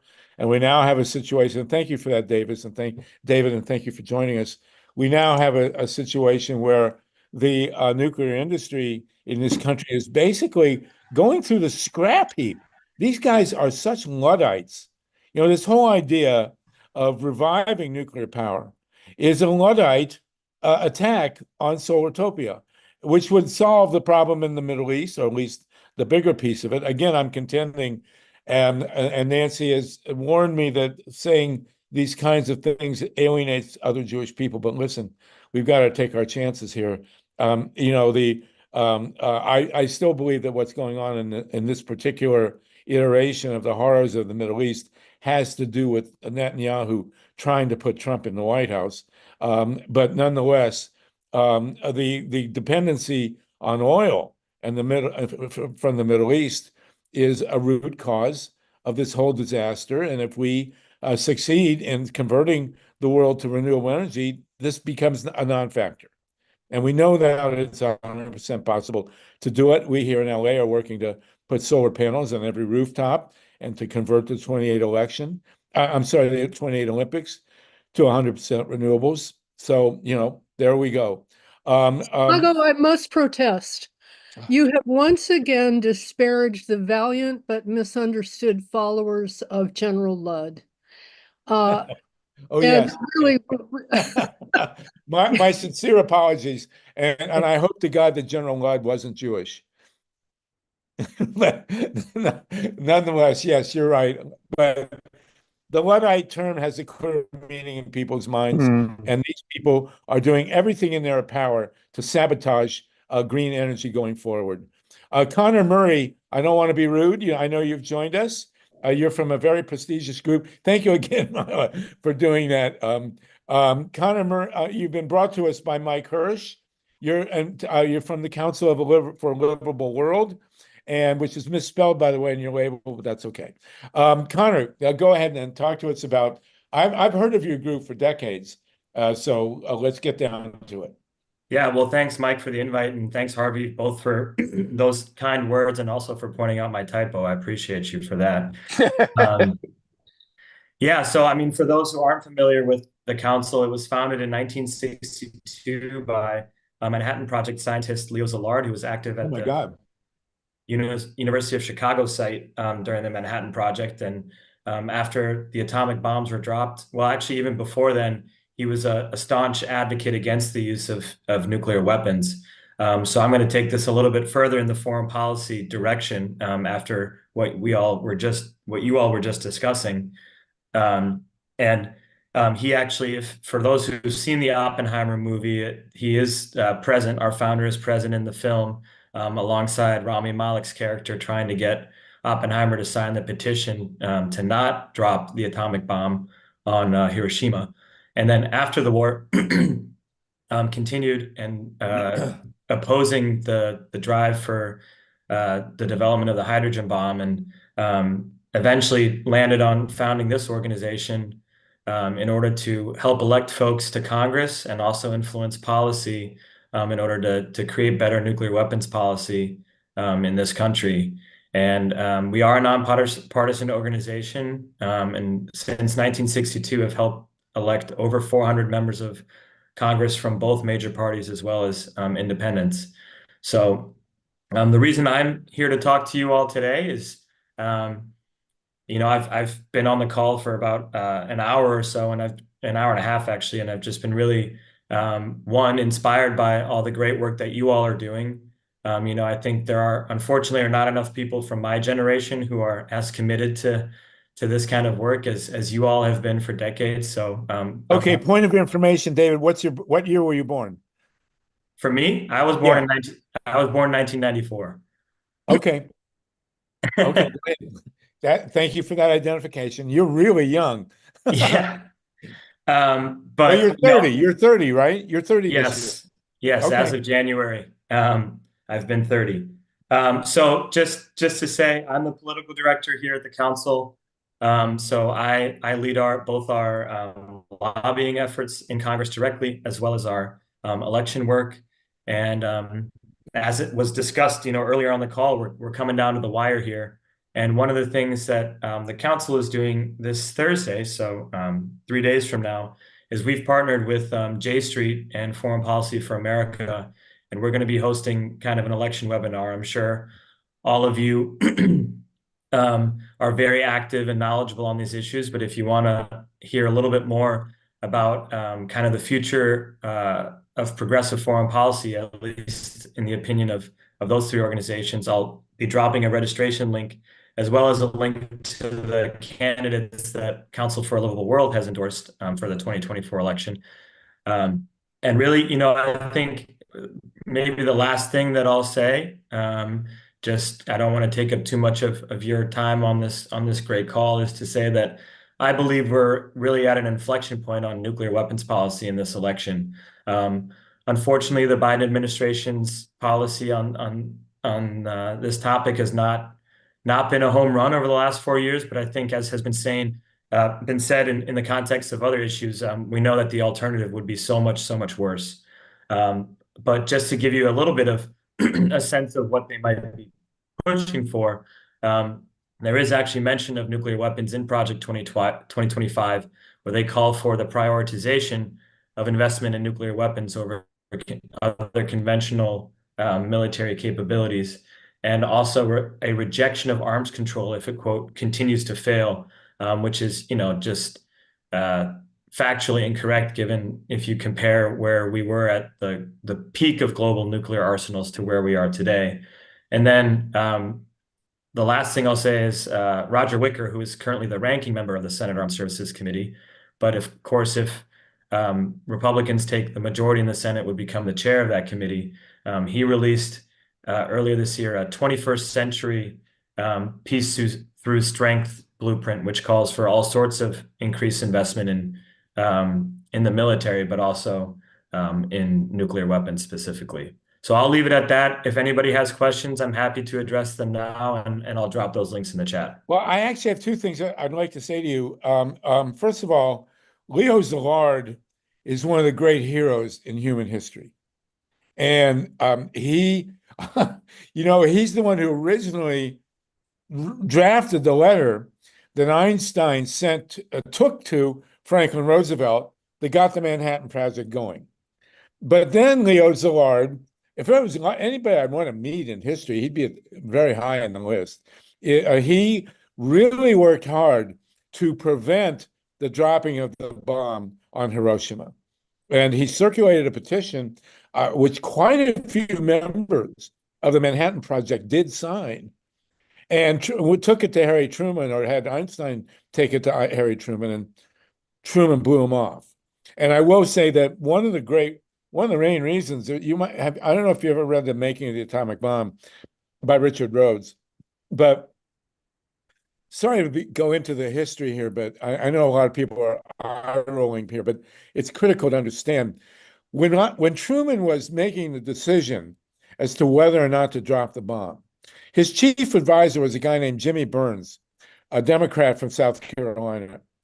And Burns told him that if he did not drop the bomb, he would have been impeached, because they spent $2 billion to build these bombs. And what did they do that for if they didn't use them? Now, there was an alternative, of course, which was to drop it on the countryside and to not bomb cities, but actually just show the Japanese that we had this power. But the real target of showing was not the Japanese, but the Russians. If Henry Kissinger has explained very clearly that the idea of the atomic bombs was to intimidate. Not the Japanese were going to surrender anyway. That's very clear. But to show Stalin that we had it, as if Stalin really would have cared. I mean, these guys were completely off base. But anyway, Leo Szilard is a great hero. And I hope that the Council of Living for a Livable World will also honor Heisenberg. Heisenberg was the German. He was also a great physicist. And there's a Heisenberg principle, which says basically if you try and measure something, you're going to throw it off. That was a great insight. And have you seen, Connor, the movie The Catcher Was a Spy? I have not. Anybody who wants to understand what happened with the atomic bomb should be required to see the movie about Moe Berg, who was the catcher for the Red Sox. And he was a genius. And they sent him in multilingual he learned Japanese on a boat ride from San Francisco to Tokyo. But he was a spy, and they sent him in to have dinner with Heisenberg. There was interesting circumstance, and to decide whether or not he should kill Heisenberg, who was the head of the German nuclear bomb program. And he decided not to. And it's very clear that Heisenberg actually sabotaged the German nuclear bomb program. So I'm assigning you to see, and everybody, to see The Catcher Was a Spy, which is a very cool movie. The other thing I want to say to you at the Council of Livable World is that you have been incredibly important in fighting nuclear weapons. I mean, you're one of the key organizations in the world fighting the insanity of nuclear weapons.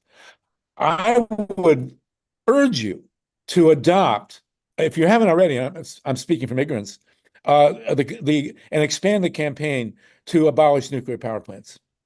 Because the nuclear, as Tatanka and others have shown, the whole raison d'etre for the atomic power industry in the world is to produce fissile material for the nuclear weapons program.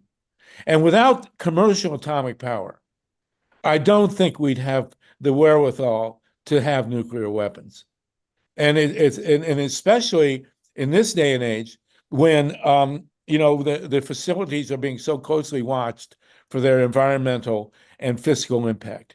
And this whole ridiculous dance they're doing in trying to revive the nuclear power industry, which is completely psychotic in economic terms, as well as ecological terms, is rooted in the need for them to sustain a nuclear community that will continue. There we go. A nuclear community that will continue to produce, number one, fissile material, and number two, people with the skills to sustain the nuclear infrastructure. So I hope that your group will look deeply at the nuclear power industry, because we got to get rid of it. Connor? Yeah, well, I'll just say thanks for that suggestion. We're a membership organization, and we also have a board of directors, so I can't make that call.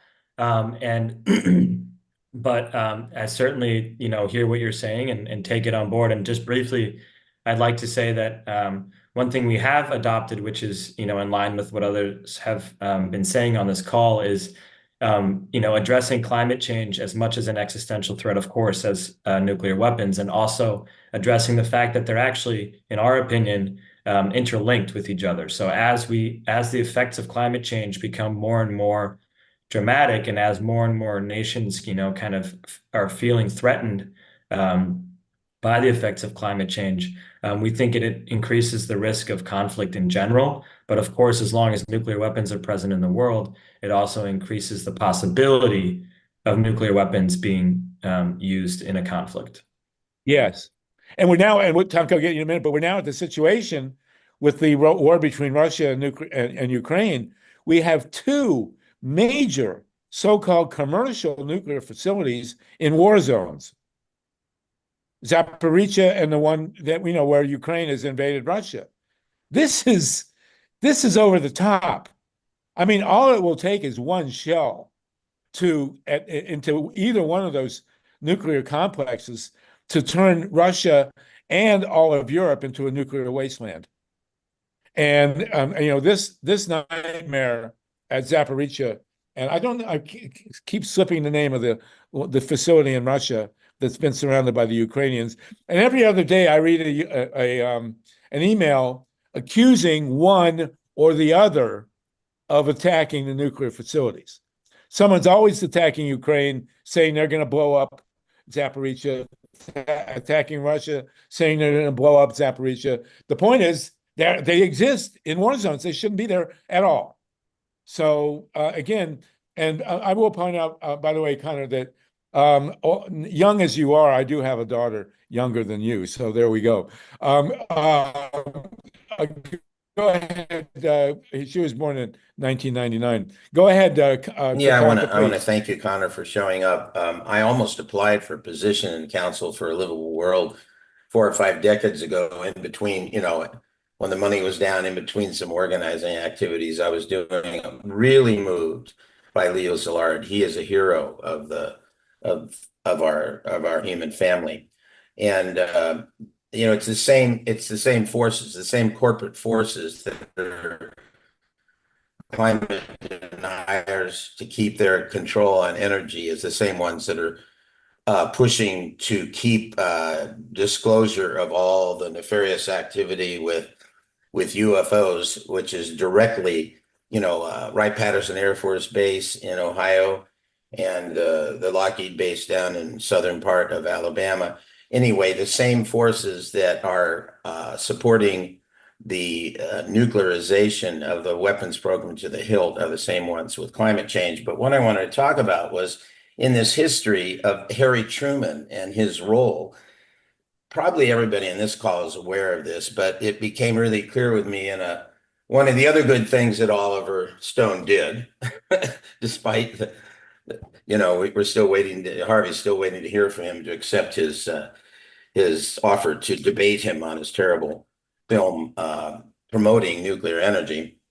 One of the good things he did was a whole series of films on American history, going back in our recent history, and went into that 1948 election in which Henry Wallace, who was vice president under Roosevelt, basically had the nomination. They were just about to bring the gavel down because he had the votes, and the plug was pulled, and the guy, they stopped it, and they basically forced everybody to wait to the next day. And the next day we had Harry Truman. And the backstory behind that was all about nuclear war. Wallace was very progressive, and he would not have supported furthering the nuclear weapon, the hydrogen bomb. And Truman was on board with it. Yeah, it was there 44, not 48, but that Wallace ran in 48. 44. But yes, yeah, okay, Henry Wallace being president of the United States in 1945, the bomb would never have been dropped. He would have never used it. And I'm not sure, it's unclear if Roosevelt himself would have dropped it. My guess is that Roosevelt would have dropped it on the countryside. I think he would have used it, but not on the city. Well, that's my guess. And one more alternative that, I don't know how realistic it would have been at the time, but of course, one more alternative would have been, because of course, imagery was taken of the Trinity test, would have been to just send that to the Japanese and show them the destructive power just in a test. Right. To never have to drop it on any human beings, because, and this is just maybe my brief tie into Indigenous Peoples Day today, is the fact that the downwinders and communities all across the southwestern United States have been struggling with the effects of this for decades. And unfortunately, despite getting almost 70 votes in the Senate this year to expand and extend the Radiation Exposure Compensation Act, wide bipartisan support, the current Speaker of the House has hid behind a dollar sign and not brought it up in the House. But we're working with organizations like the Union of Concerned Scientists and downwinder organizations here in DC to continue to push Congress to make the point. And just because it's a nonpartisan call, I'll just say that a certain Republican senator from Missouri has actually been one of the main champions of this program this year, which is pretty surprising given his history on any other issue. There's always a surprise. Paul Gosar, who has been supporting Leonard Peltier. We're strange but true. I do want to make it incredibly important, though, for the group, well, especially your group, which is so powerful, to not buy into this idea that commercial nuclear power somehow helps global warming. I mean, the fact that we always have to remember is, and by the way, we have 41 people still with us. As I say, we are the call in this country with the longest attention span. Nuclear power plants burn at 560 degrees Fahrenheit. That's all you got to know. How do you cool the planet with machines that burn at 560 degrees Fahrenheit? It makes no sense whatsoever. And the Council on Livable World has been really a great force, and we're honored to have you with us. And we're glad to see that, there are people your age who are smart enough to join up with such a group. That's terrific. And I hope they pay you well and you have good benefits. But always remember that to fight global warming, the last thing we want to be doing is have 430 atomic reactions burning at 560 degrees Fahrenheit. And that makes no sense. In total fact, the atomic reactors do emit carbon-14 and carbon in the fuel cycle. So I know you're working with the UCS. The UCS has been great on this as well. And Tatanka, did you want to jump in again? I just wanted to say we had all our poets drop out, and I might embarrass myself, but I actually have a poem that was a song I wrote many decades ago. Sometime if you want to use it, even before we check out at 20 after, I'm just offering that. Okay, great. Connor, do you have a poem? Does anybody else? I don't, but the last thing I'll say, and thanks again for letting me take some time out of the evening. And I second the fact that I'm impressed. Coming from the generation of instant gratification and social media, it's really great to see people stick around and listen to the great presentations. But speaking of great presentations, I hope they're great on Thursday, and I hope to see as many of you as possible at our event on Thursday. Yeah, so tell us about this event again. Tell us about the event. Yeah, sure. So it'll be at 5 p.m. Eastern time on Thursday, October 17th. I dropped the registration link earlier in the chat. I don't know if I'll send it to Mike as well, and maybe he can make sure the group gets it. But again, Council will be partnered with J Street and Foreign Policy for America to talk about the future of progressive foreign policy. And so what we'll be looking at is what can be done between November and January, and then hopefully with the Harris administration, what our priorities that administration would look at, and then we'll also dive into some key races that all three organizations have been involved in. So we're looking from about, I would guess it'll be less than 90 minutes. Nah, it'll never be less than that. Right, I guarantee it won't be less than 90 minutes. So, I want to invite you in particular and your organization to join in our campaign in Los Angeles to solarize the 2028 Olympics. This will be a major showcase for the world. There are a dozen or two facilities. LA will be the third city to host the Olympics 3 times, behind London and Paris. And there are some facilities that they're going to use that are holdovers from '84, when the Russians boycotted, and now it was so sad. So hopefully we won't have anybody boycotting in 2028. And we know for certain that in 2032, the Olympics will be held in Brisbane. And there's no doubt, Australia is going gung-ho on renewables. So the question, I guarantee the 2032 Olympics will be 100% solar. So what we want in 2028 is the Olympics to be powered 100% by solar energy that's generated within LA County. We don't want the power brought in from outside. And we also want these 2 nuclear plants at San Luis Obispo, which are taxing the entire state of California. We want them shut by then. So the 2028 Olympics will be a very big deal. And part of it will be in SoFi Stadium, which is already partly solarized. So this might be, and we're forming on board with us, and it's going to obviously symbolic, a big deal. Our larger goal is to cover every rooftop, every appropriate rooftop in Los Angeles with solar panels, which would power much, if not all, of the city and many of the vehicles. Because the reason LA is actually livable is because we got rid of leaded gasoline, and now we're getting rid of gasoline altogether. And so we want as much of LA powered by renewables and as much of the fleet powered by renewables as possible by 28, but certainly the facilities themselves.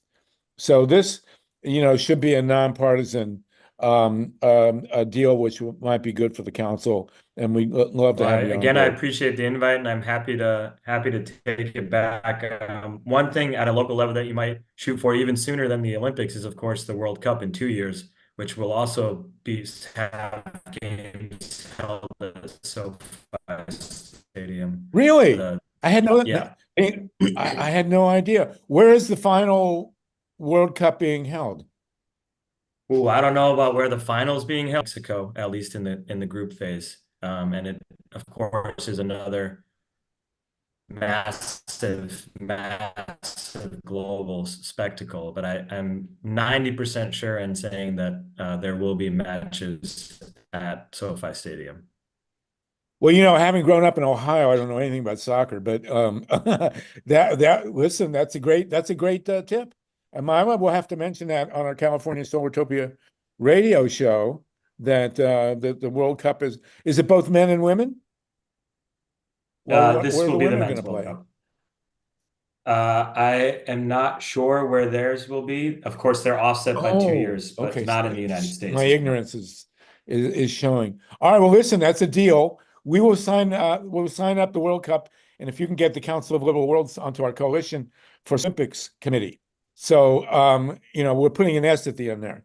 So and we're saying we want to be the first totally solar Olympics since Athens in 520 BC or whatever it was. So let's do that. And of course, at that one, the men ran around naked. I don't know if they'll be doing it in 2028, but we'll see. Also, women were not allowed to watch the Olympics. And there's a famous story in one of the Olympics in Olympia. Women were actually put to death if they showed up. But the mother of one of the competitors showed up, and they didn't dare execute her. So there you go. All right, Connor, listen, we're glad to have you on board. You lowered the average age of the call by at least 20 years, and come back again. And your event again is Thursday. 5 p.m. What time? Eastern. Put in the chat, the link in the chat, and we appreciate it. All right. Thank you. All right, everyone, does anyone else want to jump in? We got 12 minutes before we toke up. I did want to raise one more major thing. Tom quick, Sluggo, I wanted to say that Euripides reported on those Olympics, and, and they were 100% renewable and solar. Yes, indeed. And like I say, the men didn't wear any clothes. The only woman that she dressed as a guy, but they found her out, but she was the mother of one of the competitors, and they didn't dare mess with her. Okay, we got a couple more minutes here. I do want to refer everyone, and by the way, John Steiner has asked for Mr. Berlin's contacts. Mike, if you can get the contacts for Jason Berlin, that would be great. I will. Please post them in the chat and send them to me, and I'll put him on our list and send them to John. The last thing I want to mention, and next week we are going to do a very, very deep dive on the state of the election. I'm going to try and have we'll have really major people with us, and we want to just figure out where we are. That'll be October 21st. So there'll only be about 2 weeks left in the election. But as we know, the last 2 weeks are always key. We are seeing a slight drop in the polls for Kamala Harris. I do want to say that Chase Ironeyes really nailed it when he said that Trump changed the nature of the campaigns. I mean, after 2016, things like the truth having dementia, none of that seemed to matter anymore.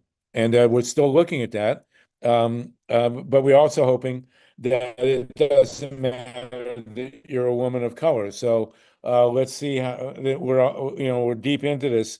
Tom Hartman, Mike, Steve, I sent you the link. Tom Hartman has put out a very, very powerful piece, and we've talked a couple times about the role of certification in the finalization of any election. Has really laid out what is a strategy for completely circumventing the popular vote. And this is Tom's piece. It's deeply disturbing and very important because we saw, of course, in 2000 and again in 2016, presidents elected or put in office having lost the popular vote. This has happened before in 1876. There was another one, I don't remember.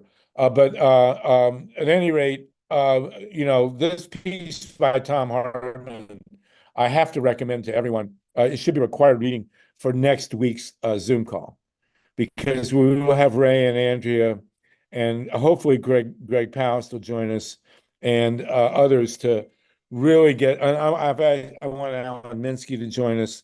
We really want to get to the bottom of the constitutional crisis that we now face, because it is highly likely that if it's a virtual certainty that if Kamala Harris does win the popular vote, and it's not in any way, shape, or form a given, and even if she wins the key swing states, the 7 sacred sisters here, it's not a guarantee that she'll become president. And those who don't think that some of the most powerful minds in the world are scheming this out are not paying attention. I mean, and so this is what we're going to deal with next week. This is what I'll invite Tom, but we have a scheduling conflict. He's never been able to come on our calls because he's on the air. But we will invite him and we'll get to the bottom of it. And the bottom of it is not pretty. Let me tell you, it is a really dicey situation. And people, I just heard Bill Maher and other people saying Michael Moore predicting that Kamala Harris will win the presidency, winning the popular vote, even carrying the swing states, is not a guarantee in this election. And we need to take very careful look at that. Steve Caruso, did you want to say something, Steve? The state legislature theory has been shot down by the Supreme Court just recently. Mark Elias had an article in his Democracy docket. Let me bring it up here.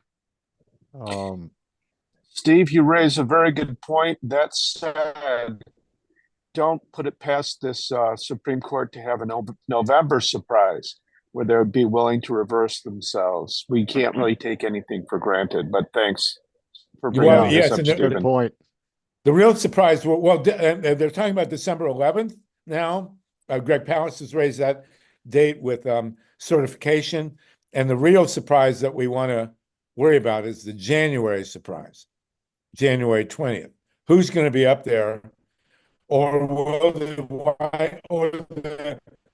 will the Congress be surrounded by troops and by MAGA? I have a biblical certainty about what should happen here.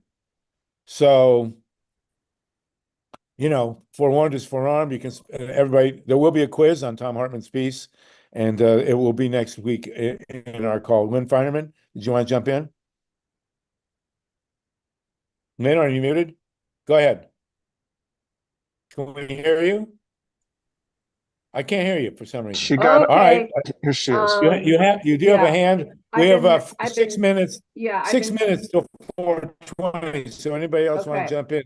Now's the time. I just have a thing. I just read, and I forget who wrote it, that it actually isn't January 6th, because what they discovered legally was that January 6th was too late to avert the actual results of the election. It's December 11th. And December 11th is the date of a certain certification deadline. And that's. Well, there's another factor, which was pointed out today, is that the new Congress is seated January 3rd. And there is a pretty high likelihood that the Democrats will retake the House. And so the MAGA people, the Trump people, and this is nonpartisan, this is a view, the Trump people will want to have a resolution, an irrevocable resolution, before the new House takes power. The Senate is not relevant to the outcome of the presidency, unless they want to impeach him before he takes power, or she. So January 3rd is the date certain that the new House takes power. And, we'll see what happens there. And that was, of course, relevant in 2020. And there you go. There's the guy without his makeup. And we'll see what happens on December 11th. Well, first we'll see. We won't know much on November 5th. By November 6th or 7th, we'll have a pretty good idea who won the popular vote, maybe who carried the swing states, but the swing states could be up for grabs in terms of certification or lack thereof. So December 11th then becomes a big day. Then January 3rd as to who controls the House. Then January 6th for the counting of the electoral ballots. And then January 20th for who actually gets inaugurated. And whether the Capitol is going to be surrounded by hostile troops. So we will be weekly until at least January 30th. And we'll see what happens after that. But our calls will continue. This was again magnificent. Tatanka, thank you for bringing Chase. He is mind-boggling. Great to have Andrea. So many other great people, Russell, Jason. Do you want a short poem or not? 3 minutes. Oh, yeah. 3 minutes. 3 minutes. Okay. All right. This is like, I don't know, 50, 55 years old. This is Vietnam War days, and the language reflects it. And despite it being idealistic, it may be, I don't know why, I just felt compelled to do it. It's a song, but I'll do it as a poem. It's called Once Upon an Earth. Once upon an earth when things were tense, when people were fighting, not making much sense of why they were born with so many wrongs. Once upon that earth, there were real live songs. They got up in the morning like everyone else and went the day going from house to house, bringing people together deep inside where laughings look and cryings hide, where truth and fiction traveled coast to shore, till people danced and sang and swore that there was something better than war, better than the government would have us believe, more powerful than its power to deceive, better than the corporations would have us believe, more powerful than their power to deceive, better than our own pretender voices would have us believe, more powerful than our power to self-deceive. Better than best, worse than none, all were equal, all were one, all were best, were worse, made sense. Once upon an earth, when things were tense. Hey, that's great. Wonderful. Thank you so much. You know who that reminded me of? Dr. Seuss. Yes. That sounded like a Dr. Seuss song. Wonderful. And you Tatanka, are the cat in the hat. Thank you so much, everybody. Mike Hurst, did you want to say something as we go out? Yeah, real Mike, quick. Next week, we're going to have a group called Floridians for Democracy. Oh, yeah. And we're really excited to hear from them. Obviously, they've got their work cut out for them with DeSantis, and Sluggo and I were joking that the next thing I expect DeSantis to do is start giving 3-hour speeches wearing a fez. Right. Well, DeSantis now is now using state agencies to attack radio stations that broadcast pro-choice advertising. It's mind-boggling. He has gone, as they say, full fascist. And with that, we will depart for another week. What a great group of people you are. All 33 of you are still with us. Unbelievable. We will see you next week. Thank you, Lynn Feinerman, Dr. Nancy Tatanka, Steve Caruso for engineering. Thank you so much. Connor Murray, thanks for sticking with us, man. Really great to have you in the fold here. And come next week, because next week is going to be the deep dive. We are going to really figure out where we're at. We'll lay it all out, and both on the election and on energy. All right, everybody. No nukes. We will see you. See you in Solartopia. Next week in Solartopia. Thanks, everybody.